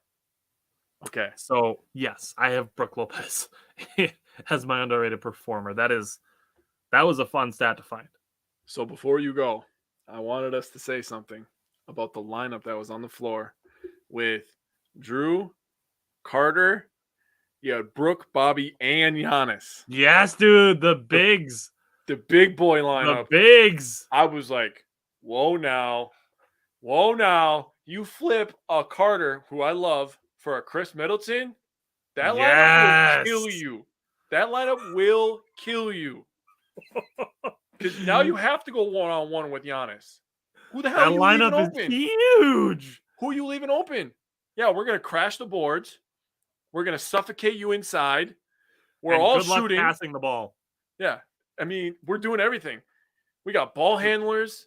We got arms everywhere. We got finishers. We got everything with that lineup. That lineup is disgusting. That is massive. And that is where, and I'm going to bring this up before it happens, that is where they will beat the Cavaliers. Because our big lineup is better than their big lineup. Oh, sure. 100%. When you get into Garland and Mitchell being on the floor at the same time, that makes them very potent on offense. Mm-hmm. Also makes them exploitable on defense. Yeah, and they want to talk about Allen and stuff like that, but which one of those guys is stopping Drew and Chris? Come on.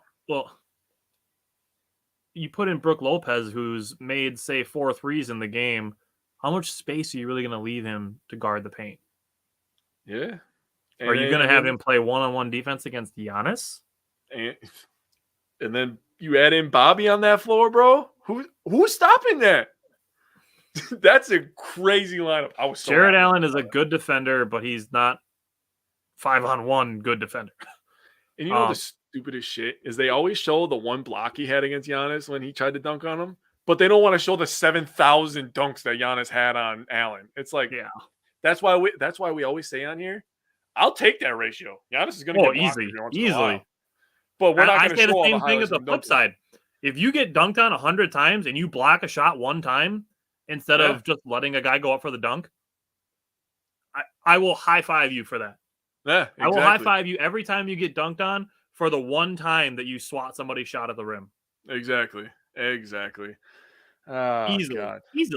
I just wanted to bring up that crazy lineup because I was like, bro, the potential of that lineup. Yes, I love it. It's fun seeing some of the lineups because they've also run Drew Holiday, George Hill, Grayson Allen lineups. Yeah. Before we go on again, you see that quote with freaking Anthony Edwards, bro? Because he has 0 dunks and he brought up Giannis. I literally commented on there. I was like, dude, Grayson Allen against the Hawks had like 4 dunks. Like, I don't want to hear nothing about being a 6'4" guy. You can't even get a leak out, really? Yeah. Come on now. Stay off the Popeyes, buddy. You're an elite athlete. Stay off the Popeyes. He's crazy athletic, too, is the thing. Yeah.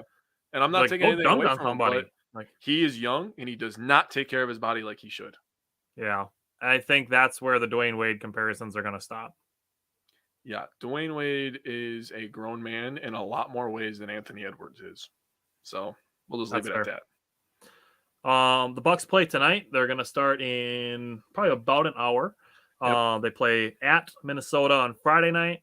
We were just talking about them.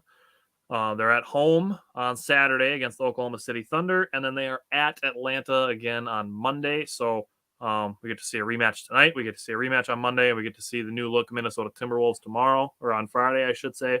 And then a rebuilding Oklahoma City team on Saturday. Is there anything that you want to throw out there about the Bucks? The only thing that I see, because we do what to improve, we're not going to harp on anything.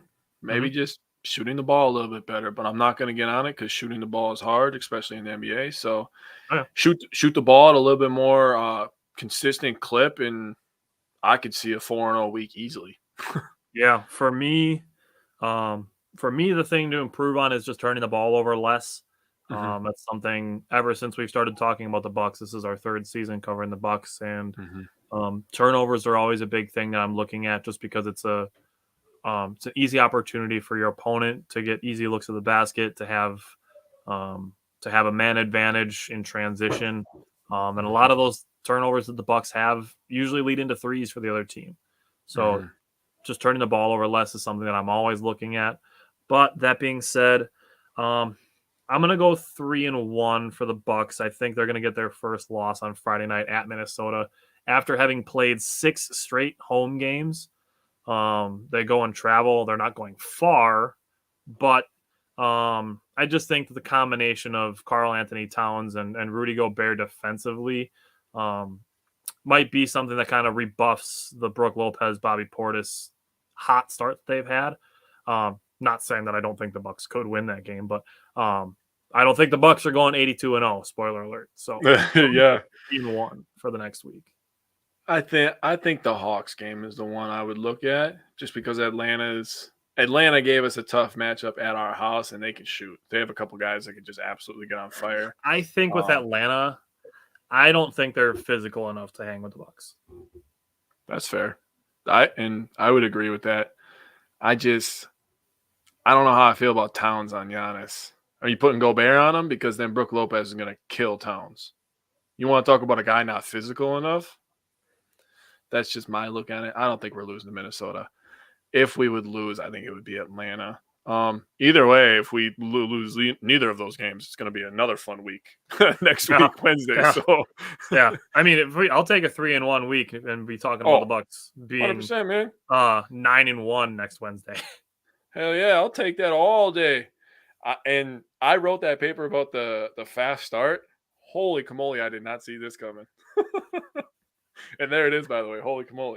Yeah, there it is. Gotta have one. Gotta happen. It's gotta happen. All right, man. Well, we will be back on Friday night talking about the Packers. There's going to be some tough discussions had on Friday, but I do think after the Buffalo game, there's definitely some cause for optimism. So I think that's going to be a good conversation. And I think when we're going to talk about the trade deadline. So that's going to happen on Friday night. But I think we'll have some constructive conversations on Friday. So looking forward to that.